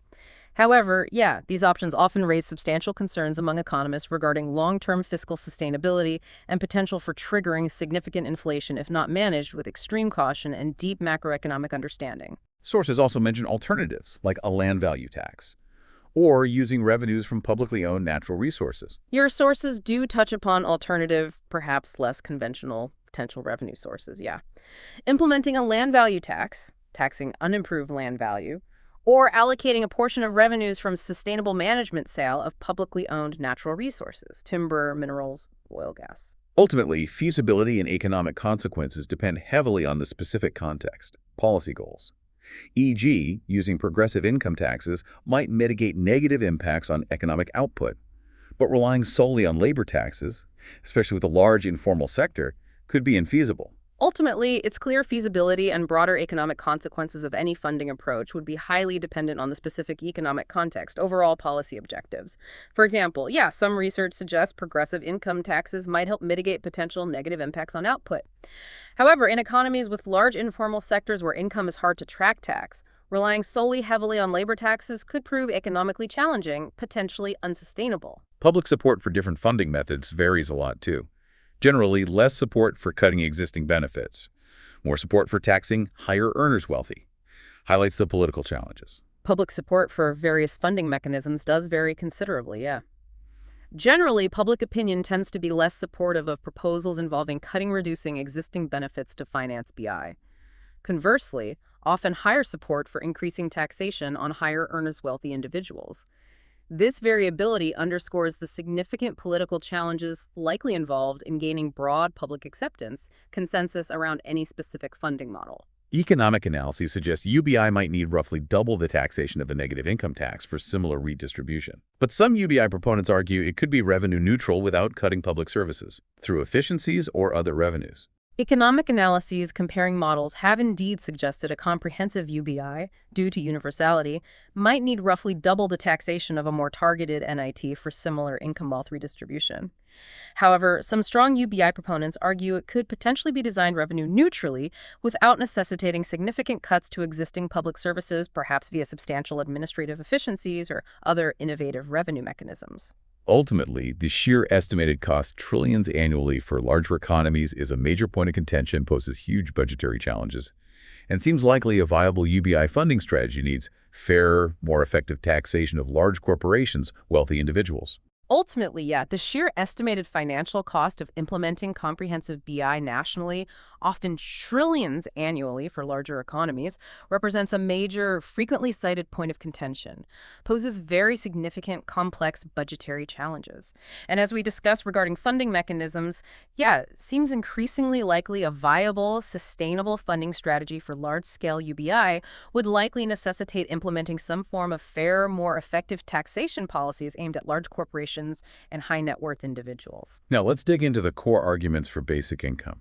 Especially facing threats of technological unemployment, rising inequality, BI is often pitched as a potential solution to both, right? It is, yes. Basic income is frequently presented as a potential policy response specifically tailored to address the dual challenges of potential widespread technological unemployment driven by automation and the persistent, often growing problem of income inequality observed in many developed nations. A primary argument. BI could provide a crucial financial safety net for people facing automation, job displacement from robotics. One of the central arguments in favor, yes, is that basic income could provide a vital and much-needed financial safety net for individuals and families confronting the increasing likelihood of automation-driven job displacement caused by the rapid advancement of technologies like artificial intelligence and robotics. Proponents also argue, by setting a guaranteed minimum living standard, potentially redistributing wealth, BI could significantly reduce poverty levels, narrow the gap between highest and lowest earners. Proponents also strongly argue that by establishing a guaranteed minimum standard of living for all citizens and potentially through mechanisms designed to redistribute some measure of wealth, basic income could play a substantial role in reducing overall poverty levels within a society and effectively narrowing the widening gap between the highest and lowest income earners. It's also argued UBI could enhance labor market flexibility, give people more income security, maybe encouraging more entrepreneurship, self-employment, with that basic income floor as backup. It is also contended, yes, that a UBI system could enhance the overall flexibility and dynamism of the labor market while simultaneously providing individuals with a greater degree of income security. This enhanced security might, in turn, encourage more people to pursue entrepreneurial ventures or engage in self-employment, knowing they have a basic income floor to rely on during the often uncertain initial phases of starting a new business. Advocates suggest BI could foster more personal freedom, creativity. With basic security, people might feel freer to pursue education, skills, creative work, even unpaid care work or community contributions. Advocates also suggest that basic income could foster greater personal freedom and potentially unlock more creativity among individuals. With a fundamental level of financial security assured, people might feel more empowered and less constrained to pursue further education, develop new skills, engage in artistic or creative pursuits, and even contribute more time and energy to valuable but traditionally unpaid work, such as caring for family members or participating actively in their local communities. Universality is seen as a big plus by proponents. Providing it to all could promote social cohesion, reduce stigma, often tied to targeted welfare programs. The universality aspect of basic income is indeed highlighted as a significant advantage by its proponents. They argue that providing a benefit to all citizens, irrespective of their specific circumstances, could promote a greater sense of social cohesion and shared citizenship, while also potentially reducing the stigma that is often associated with traditional, targeted welfare programs, which are typically available only to specific groups based on demonstrable need or income level. Furthermore, BI could help people escape poverty traps or unemployment traps. Since the payment isn't reduced with earned income, there's always a financial incentive to work, without fear of losing essential basic support. Furthermore, yes, basic income holds the potential to help individuals escape what are commonly referred to as poverty traps and unemployment traps. Because the basic income payment in its pure form would not be reduced as individuals earn additional income from work, there would always remain a clear financial incentive for them to take on part-time or full-time employment without the disincentive or fear of losing their essential basic income support as their earnings increase. There's also the argument BI could boost the economy via increased consumer spending. Everyone having a baseline income likely leads to more demand for goods services, especially locally, stimulating activity, supporting businesses. There is also a compelling argument that basic income could provide a significant boost to the overall macroeconomy, primarily through the mechanism of increased consumer spending. If everyone has a baseline level of income, it's highly likely this would translate into increased demand for goods and services, particularly at the local level, thereby potentially stimulating economic activity, creating jobs, and supporting local businesses. Some even suggest BI could buffer against downward wage pressure in an automated economy. With a basic floor, people might be less willing to take very low-paying jobs, potentially pushing wages up, especially for less desirable work. Some proponents even suggest that basic income could act as a kind of buffer against downward pressure on wages in an increasingly automated economy. The logic is that if individuals have a secure basic income floor, they might be less desperate and therefore less willing to accept very low-paying or particularly undesirable jobs, potentially leading to upward pressure on wages, especially for those types of work that are inherently less attractive or more difficult to fill. BI could also lead to better population health, well-being. Reducing financial stress could positively impact mental physical health, maybe improve healthcare access. Basic income could also potentially lead to significant improvements in overall population health and well-being outcomes. By reducing the chronic financial stress and economic insecurity that many households face, it could have a demonstrably positive impact on both mental and physical health. Additionally, it might improve individuals' ability to access necessary healthcare services, either directly through increased ability to pay or indirectly through reduced stress levels. Advocates argue BI could empower people to make longer-term investments in themselves, education, skills, entrepreneurship, leading to greater long-term mobility, societal benefit. Advocates also argue that basic income could empower individuals to make more strategic, longer-term investments in their own future and human capital. This could include pursuing further education or vocational training, acquiring new and in-demand skills, or even taking the calculated risks necessary to start their own businesses or pursue entrepreneurial endeavors, ultimately leading to greater long-term economic mobility and broader societal benefits. The relative simplicity of BI compared to complex existing welfare programs is cited as an advantage, potentially reducing administrative costs. The relative simplicity and administrative efficiency of a basic income system, particularly when compared to the often complex, fragmented, and bureaucratic structures of many existing welfare programs, is also frequently cited as a potential advantage. It's argued that implementing a single, universal payment system could lead to significant reductions in the administrative overhead costs associated with managing and delivering social assistance. Some even suggest BI could foster greater civic engagement, voluntary activity. With basic needs met, people might have more time resources for community involvement. Some proponents even go so far as to suggest that basic income could foster greater levels of civic engagement and participation in voluntary activities and community initiatives. The reasoning is that if individuals' basic survival needs are more securely met, they might have more available time, energy, and mental bandwidth to dedicate to these valuable but often unpaid pursuits that contribute to the social fabric of communities. For people in precarious situations, domestic violence, etc., BI could be a crucial financial lifeline, enabling escape from harmful environments, building independent lives. For individuals who find themselves in particularly precarious or vulnerable situations, such as those experiencing domestic violence, homelessness, or other forms of severe hardship, basic income could provide a crucial and potentially life-saving financial lifeline. It could offer them the necessary resources and independence to escape harmful environments, rebuild their lives, and establish more secure and autonomous futures. There's even a theoretical argument.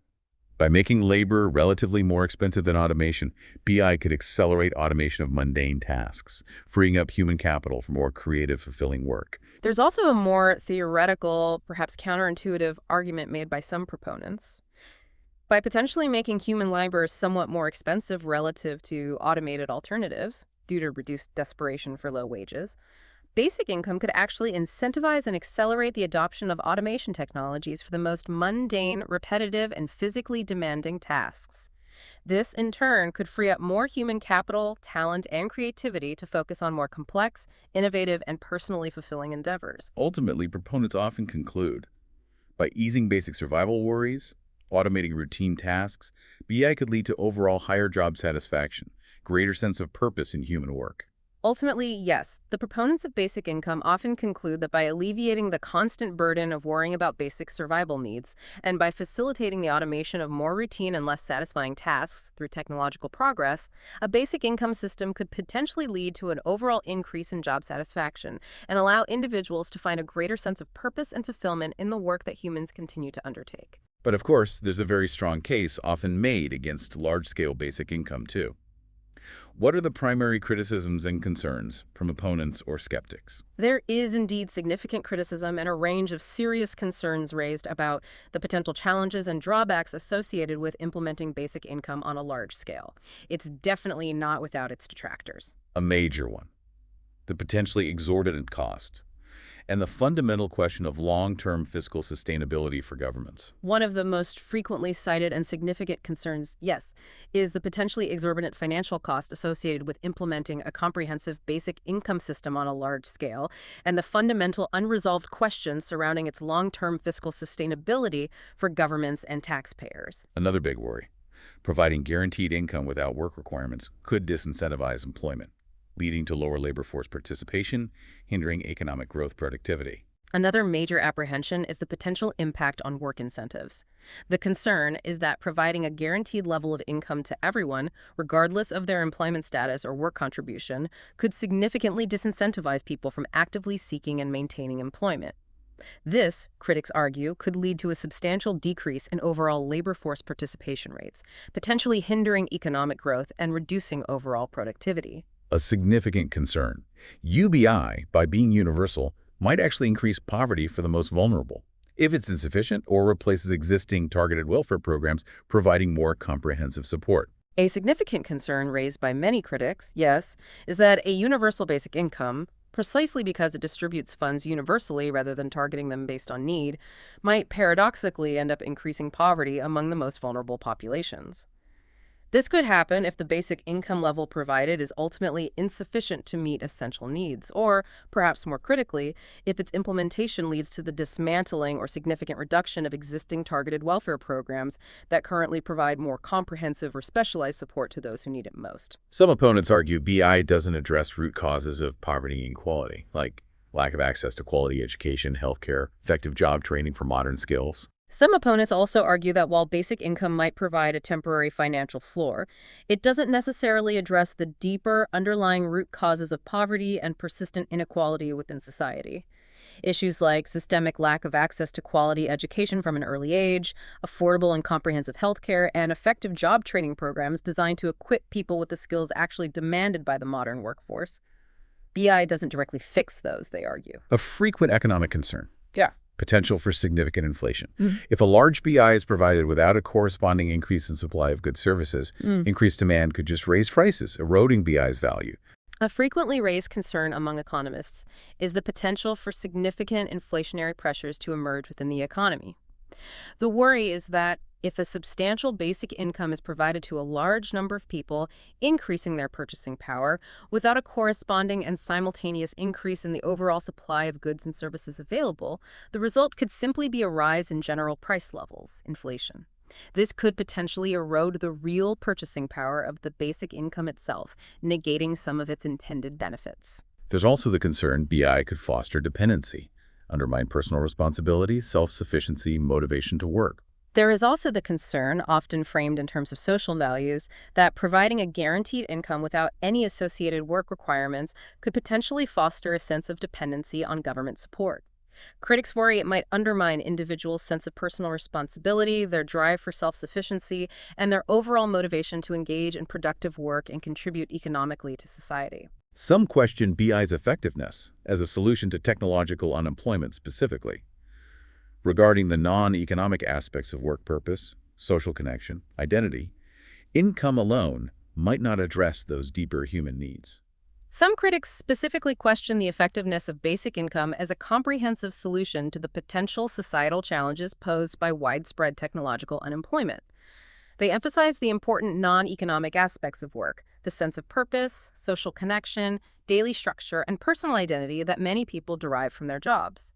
They argue that simply providing replacement income might not adequately address these deeper human needs left unmet by the loss of traditional employment. Practical implementation challenges too, like the benefits cliff effect, where earning more income could cause loss of other crucial assistance, creating a disincentive. There are also significant practical challenges associated with designing and implementing a basic income system effectively. One frequently cited example is the potential for a benefits cliff effect. This occurs if, as an individual's earned income increases, they abruptly lose eligibility for other important forms of means-tested government assistance, like housing subsidies or childcare support, potentially creating a situation where earning slightly more money results in a net loss of overall resources, thus creating a powerful disincentive to increase earnings beyond a certain threshold. Another concern, the actual level of the basic income. Too low, it might not cover subsistence needs, truly alleviate poverty. Too high, costs and work disincentives could become huge. Finding the right level seems tricky. Another critical concern revolves around determining the appropriate level at which a basic income payment should be set.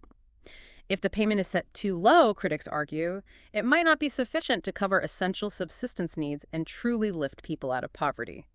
Conversely, if it's set too high, the overall cost to the government and taxpayers, as well as the potential disincentives to work, could become prohibitively large. Finding that just right level that is both adequate and sustainable presents a significant and complex challenge. Some critics fear BI could inadvertently entrench low-paying jobs. Employers might be less motivated to offer better wage conditions if they know employees get a government supplement. Some critics also express the fear that a basic income system, by providing a baseline level of income support, could inadvertently serve to entrench low-paying and precarious jobs within the economy.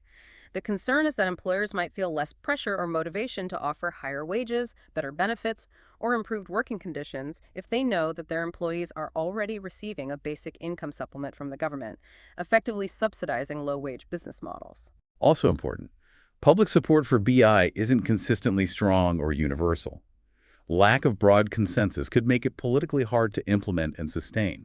It is also important to acknowledge that public support for the concept of basic income is not consistently strong or universally shared across different demographic groups, political ideologies, or geographic regions. This lack of broad and sustained public consensus could make it politically challenging to implement such a fundamental and potentially costly policy change, and perhaps even more difficult to sustain it over the long term in the face of inevitable economic fluctuations and shifting political priorities. BI's universal nature is also criticized, diverting resources to people who might not need it, instead of focusing limited funds on the most vulnerable, seen as less efficient. The universal nature of basic income providing payments to everyone regardless of need is also a significant point of criticism for some. They argue that it would inevitably involve diverting substantial financial resources to individuals and households who may not actually require the assistance, rather than concentrating those limited public funds more effectively on supporting those who are truly the most vulnerable and in greatest need within society. From this perspective, universality is seen as a potentially less efficient and less targeted use of scarce public resources compared to means-tested programs. Because large-scale long-term BI systems haven't been widely implemented, there are big questions about predicting long-term outcomes. Limited evidence from smaller pilots might not capture complexities of a nationwide system. Because truly large-scale, long-term basic income systems haven't been widely implemented and rigorously studied in real-world settings anywhere in the world, There remain significant questions and inherent uncertainties surrounding our ability to reliably predict the full range of long-term economic and social outcomes of adopting such a policy nationwide. The evidence gathered from smaller-scale, often shorter-duration pilot programs, while valuable, might not fully capture the complex dynamics, feedback loops, and potential unintended consequences that could emerge in a permanent society-wide system. Finally, some argue BI addresses symptoms, but maybe not the best solution for underlying issues like concentration of opportunity. Maybe more targeted interventions, education, job training are more effective long-term. Finally, some critics argue that while basic income might help to alleviate some of the symptoms of economic insecurity and poverty, it may not be the most effective or appropriate policy instrument for tackling the more fundamental underlying structural issues that contribute to the concentration of opportunity and the lack of genuine economic mobility in many societies. They might suggest that focusing policy efforts and resources on more targeted interventions, such as dramatically improving educational opportunities, providing high-quality vocational training, or addressing systemic discrimination could ultimately be a more effective long-term strategy for promoting sustainable prosperity and equity. Given these really strong arguments on both sides, it's crucial to look at the existing evidence from BI pilot programs and similar unconditional cash transfer initiatives worldwide. What insights can we actually glean from these real-world experiments? Acknowledging the strong arguments both for and against, examining the empirical evidence from the various basic income pilot programs, and similar initiatives involving unconditional cash transfers that have been conducted around the world becomes absolutely crucial for informing the debate. So, what have these studies actually found? The impact on employment rates seems, well, mixed. Not entirely conclusive. Some studies show modest reductions in hours worked or labor participation. Others show no significant impact or even small increases sometimes. Seems program design and context really matter. The findings regarding the impact on employment rates from these pilot programs are indeed somewhat mixed and often context-dependent. Some studies have reported modest reductions in the average number of hours worked or in overall labor force participation rates among recipients, particularly among secondary earners in a household or those pursuing education. However, other studies, including some prominent ones, have found no statistically significant negative impact on employment, and in some specific cases, even small positive effects have been observed. It really seems to underscore that the specific design features of the program and the local economic context play a significant role. However, one area with more consistent positive findings seems to be well-being. Many studies report significant reductions in stress, depression, anxiety among recipients. Increased life satisfaction suggests a potential mental health benefit. However, one area where the findings from various basic income and cash transfer studies appear to be more consistently positive is regarding the impact on individual and household well-being. Numerous studies have reported statistically significant reductions in self-reported levels of psychological distress, including symptoms of stress, depression, and anxiety among those receiving the payments.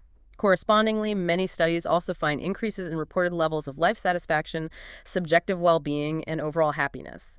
This consistently points towards a potential significant benefit for mental health and overall quality of life. Also, some documented improvements in physical health, reduced illness rates, better nutrition, maybe linked to less financial strain. There have also been some documented improvements in physical health outcomes observed in certain studies. This includes findings such as reduced rates of reported illness among recipients and measurable improvements in overall nutrition, particularly for children in recipient households. These positive health effects are often hypothesized to be linked to the increased ability to afford healthier food options, access healthcare, and experience reduced levels of chronic stress associated with financial insecurity. Furthermore, some pilots showed potential to alleviate poverty, reduce food insecurity, suggesting a basic income floor could help lift people out of extreme poverty. Furthermore, several pilot programs and unconditional cash transfer initiatives, particularly those implemented in lower-income settings, have demonstrated a clear potential to significantly alleviate poverty levels and reduce rates of food insecurity among recipient households. This suggests that providing even a modest but regular and unconditional basic income floor can indeed be an effective tool for lifting people out of extreme poverty and ensuring more consistent access to basic necessities. Evidence also suggests positive effects on education. Increased school enrollment, especially for kids, even improved academic performance, could have long-term mobility benefits. There is also accumulating evidence from some studies suggesting positive spillover effects on educational outcomes. Findings include increased rates of school enrollment and attendance, particularly among children and adolescents in recipient households, and in some cases, even measurable improvements in overall academic performance or cognitive development. These potential long-term benefits for education could have significant positive implications for future social ability and human capital development. Several studies reported recipients experienced improved financial stability, reduced debt, suggest payments help buffer against financial shocks, improve economic security. Several studies have also consistently reported that recipients of basic income or unconditional cash transfers experienced notable improvements in their overall levels of financial stability. This often manifests as a reduction in household debt levels, an increased ability to manage unexpected expenses or financial shocks, and a greater sense of control over their personal finances, suggesting these payments can significantly enhance economic security and resilience. Some research indicated potential to stimulate local economic activity. Recipients tend to spend locally, boosting local business economies. Some research, often using economic modeling or tracking local spending patterns, has also indicated the potential for these types of income support programs to stimulate local economic activity. The reasoning is that recipients, particularly those with lower incomes, tend to have a high propensity to consume, meaning they are likely to spend the additional income quickly, often within their local communities. This increased spending can provide a welcome boost to local businesses, support local jobs, and generate positive multiplier effects within the regional economy. Also, reports of recipients feeling more empowered to pursue education, training, or entrepreneurship, taking steps to improve skills or start small businesses. There have also been qualitative and quantitative reports suggesting that receiving a basic income can empower recipients to pursue further education or vocational training opportunities aimed at improving their long-term skills and employability. Additionally, some studies indicate an increase in entrepreneurial activity, with recipients feeling more secure to take the initial steps towards starting their own small businesses or engaging in other forms of self-employment.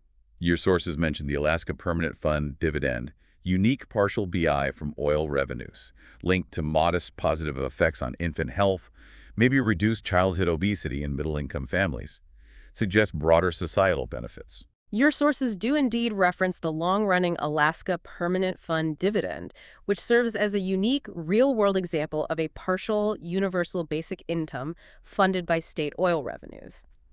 Research analyzing the impacts of this dividend has linked it to modest but statistically significant positive effects on certain health outcomes, such as improved infant birth weights and potentially even a reduction in childhood obesity rates, particularly among middle-income families.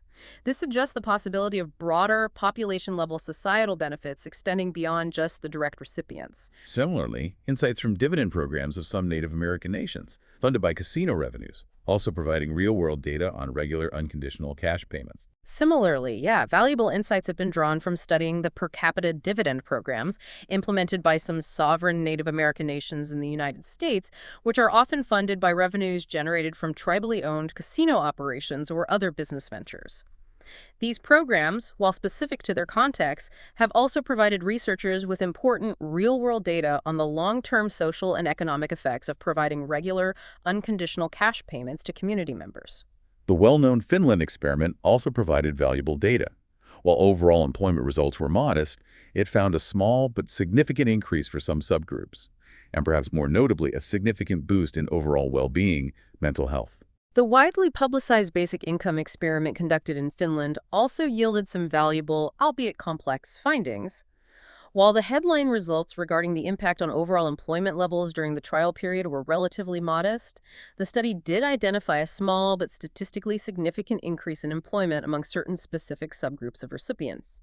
Perhaps more notably, however, the experiment reported a significant and positive impact on the participants' self-reported overall well-being, including reduced stress levels and increased confidence in the future, highlighting potential benefits beyond just labor market outcomes. However, really important to remember the limitations of many pilots, often limited scope-specific demographics areas. Payment amounts may be insufficient to assess long-term effects of a full BI covering living costs, and designs varied hugely, making universal conclusions hard. However, it is absolutely crucial to keep in mind the inherent limitations of many of these pilot programs and studies when interpreting their findings. Many have been relatively limited in their scope, often involving only a specific demographic group, like the unemployed, or a particular geographic area, which may not be representative of the broader population. Also, the payment amounts provided in many experiments may not have been substantial enough or lasted long enough to fully assess the potential long-term behavioral and macroeconomic effects of a truly adequate basic income designed to cover essential living costs. Furthermore, the specific design features and implementation details have varied quite significantly across different studies, making it challenging to draw definitive and universally applicable conclusions about the impacts of basic income in all possible contexts. So while evidence from pilots offers valuable insights, especially on well-being, financial stability of the picture is far from complete. Many remaining questions needing more research. Which leads us to our final topic, exploring alternative policy proposals beyond basic income to tackle technological unemployment, rising inequality. What other ideas are being discussed? So, while the existing evidence from pilot programs and cash transfer initiatives certainly offer some valuable insights, particularly regarding potential positive impacts on well-being and financial stability, you're right, the overall picture remains far from complete, and many critical questions require further rigorous research and analysis. This naturally leads us to consider our final topic for today, exploring the range of alternative policy proposals beyond just basic income that are being actively discussed and potentially implemented to address the complex challenges of technological unemployment and rising income inequality in our societies. So what are some of these other ideas gaining traction? A major focus seems to be heavily investing in education, promoting lifelong learning, equipping people with evolving skills for the future, critical thinking, problem solving, digital literacy, continuous skilling. A major and widely supported area of focus, yes, involves making substantial and sustained investments in education at all levels, alongside promoting robust systems for lifelong learning and continuous skills development for individuals throughout their entire careers.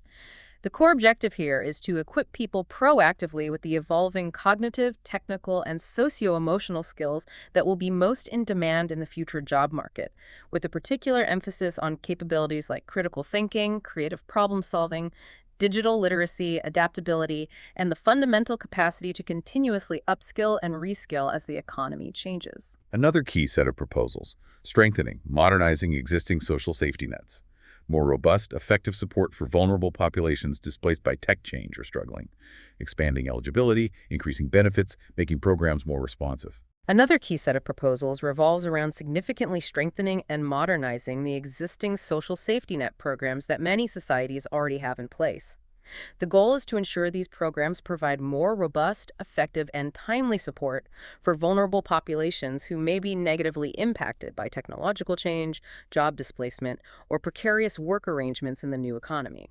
This could involve actions like expanding eligibility criteria to cover more people, increasing the adequacy of benefit levels to better reflect living costs, and redesigning programs to be more responsive, flexible, and accessible to the changing needs and circumstances of the modern workforce. The idea of a job guarantee program. Government ensures anyone wanting work gets a job, often public sector or social need areas. Another proposal gaining traction. The idea of implementing a government-funded job guarantee program has also gained renewed attention and traction in recent policy discussions. In such a program, the government would essentially act as an employer of last resort, ensuring that anyone who is willing and able to work has access to a paid job, often focused on projects in the public sector or addressing unmet social needs within communities, as a direct way to combat unemployment and underemployment. Some economists suggest regulating working time, maybe reducing standard work hours per week, as a way to share available work more broadly in an era of increasing automation. Some economists and labor advocates have also proposed exploring regulations related to working time, such as potentially reducing the standard number of working hours per week, for example, moving towards a 4-day work week, without a corresponding loss in pay. The rationale is that this could serve as a mechanism to share the available work more broadly across the population, particularly in an era where increasing automation might reduce the total amount of human labor required in certain sectors. Fostering a more vibrant entrepreneurial ecosystem, providing more resources, support for small businesses, startups, seen as crucial for creating new jobs, driving innovation. actively fostering a more vibrant and supportive entrepreneurial ecosystem and providing greater access to resources, mentorship, and funding for small businesses and innovative startups is also widely seen as a crucial strategy. The idea is that encouraging entrepreneurship can be a powerful engine for creating new jobs, driving economic innovation, and developing solutions tailored to the challenges and opportunities presented by technological change. Adapting employment policies, labor laws for the gig economy, non-traditional work, providing portable benefits, clearer worker classification guidelines. Adapting and modernizing existing employment policies and labor laws to better reflect the realities of the growing gig economy and the increasing prevalence of non-traditional work arrangements is another critical area of policy discussion. This includes exploring mechanisms for providing portable benefits, like health insurance or retirement savings, that are not tied to a single employer, establishing clearer legal guidelines around worker classification, employee versus independent contractor, to ensure fair treatment and protections, and generally updating regulations to suit a more flexible and diverse labor market.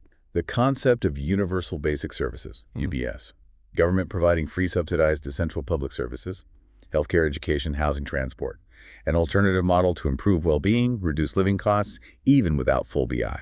The concept of universal basic services, often abbreviated as UBS, presents another distinct policy alternative or complement to basic income. This approach focuses on the government directly providing universal access to essential public services, such as healthcare, education from early childhood through higher ed, affordable housing, public transportation, and possibly even digital connectivity, either free at the point of use or at heavily subsidized rates. The goal is to guarantee a certain standard of living and significantly reduce the burden of essential costs for all citizens, thereby improving overall well-being and opportunity, potentially achieving similar goals to basic income through a different mechanism. Tax policy reforms are frequently proposed too, shifting tax burden from labor to capital wealth, expanding earned income tax credits for low-wage workers, wealth or inheritance taxes. A wide range of reforms to existing tax policies are also frequently proposed as potential tools for addressing income inequality and potentially generating revenue to fund new social programs or offset the impacts of automation. These include ideas like shifting the overall tax burden away from taxes on labor income, like payroll taxes, and more towards taxes on capital gains, corporate profits, or accumulated wealth. Expanding and strengthening programs like the Earned Income Tax Credit, EITC, which supplement the wages of low-income workers, and exploring the implementation of direct taxes on significant wealth holdings or large inheritances. Expanding programs like Trade Adjustment Assistance, TAA, which helps workers displaced by trade, expanding it to include workers displaced by technology and automation, more comprehensive support. Expanding and potentially redesigning existing programs like Trade Adjustment Assistance, TAA, which in the U.S. currently provides support and retraining assistance primarily to workers who lose their jobs due to increased international trade competition, is another policy suggestion.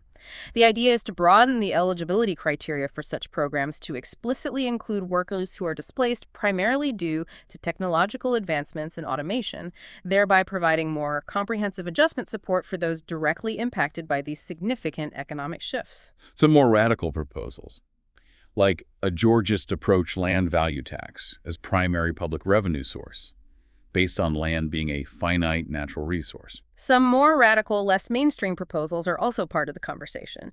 These include ideas rooted in Georgist economic philosophy, which advocates for a land value tax taxing the unimproved value of land itself, rather than buildings or activities on it as a primary and potentially sole source of public revenue. The underlying principle is that the value of land is largely created by the community and nature, and therefore its economic rent should be captured for public benefit. The concept of a learning ledger, portable record of individual educational achievements, skills, to better recognize diverse learning, help showcase qualifications in a changing skills landscape. The concept of creating a learning ledger or a similar type of portable, universally recognized digital record of an individual's educational achievements, skills certifications, and validated competencies is also being discussed. The goal is to better recognize and value diverse forms of learning, both formal and informal, and make it easier for individuals to effectively showcase their qualifications and capabilities to potential employers or educational institutions in a rapidly changing and increasingly skills-based labor market. Also, more targeted tax policy interventions. Incentivizing companies to hire humans over automation where feasible. Expanding EITC specifically for those transitioning from support back to employment. There are also proposals for more targeted tax policy interventions designed to directly influence firm behavior regarding automation and hiring. This could include offering specific tax incentives or credits for companies that choose to hire or retain human workers, rather than implementing automation for certain tasks where feasible, or perhaps expanding and tailoring programs like the Earned Income Tax Credit, specifically to provide additional support for individuals who are actively transitioning from reliance on social support programs back into stable employment.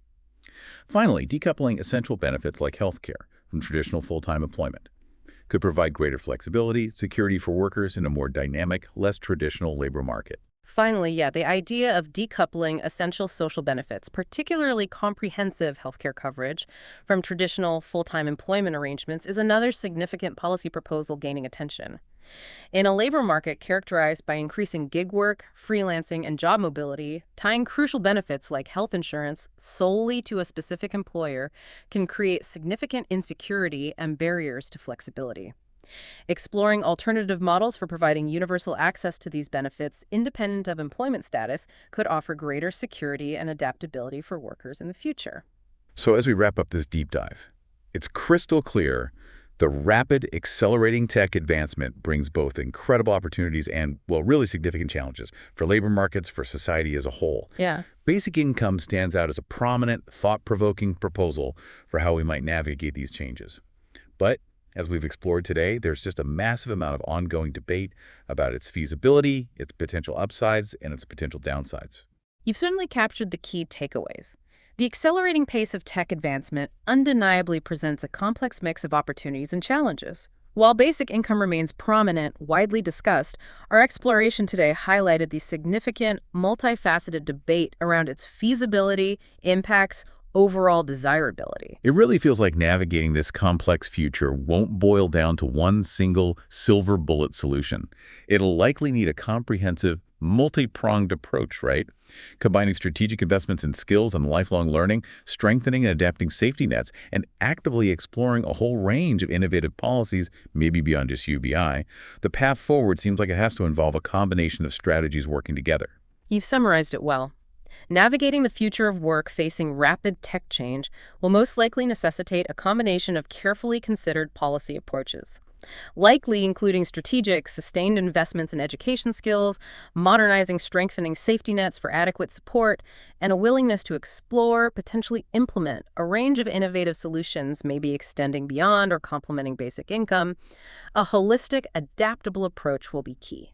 And on that note, here's a final thought for you, our listener, to chew on. Reflecting on all the diverse perspectives, potential pathways, policy proposals we've dug into today, what particular combination of strategies do you find most compelling, most likely to be effective in ensuring a just, equitable transition for everyone in this age of increasingly rapid technological change? It's definitely complex, definitely evolving, and your own informed perspective is incredibly valuable here. Thanks for joining us for this deep dive. Indeed. As you continue to process the information and diverse viewpoints we've explored, I really encourage you to consider those various potential pathways and policy options. What specific combination of strategies do you find most promising for ensuring a just and equitable transition for individuals, for communities in this era of rapid technological transformation? These are complex, critically important issues that absolutely warrant ongoing thought and exploration on your part.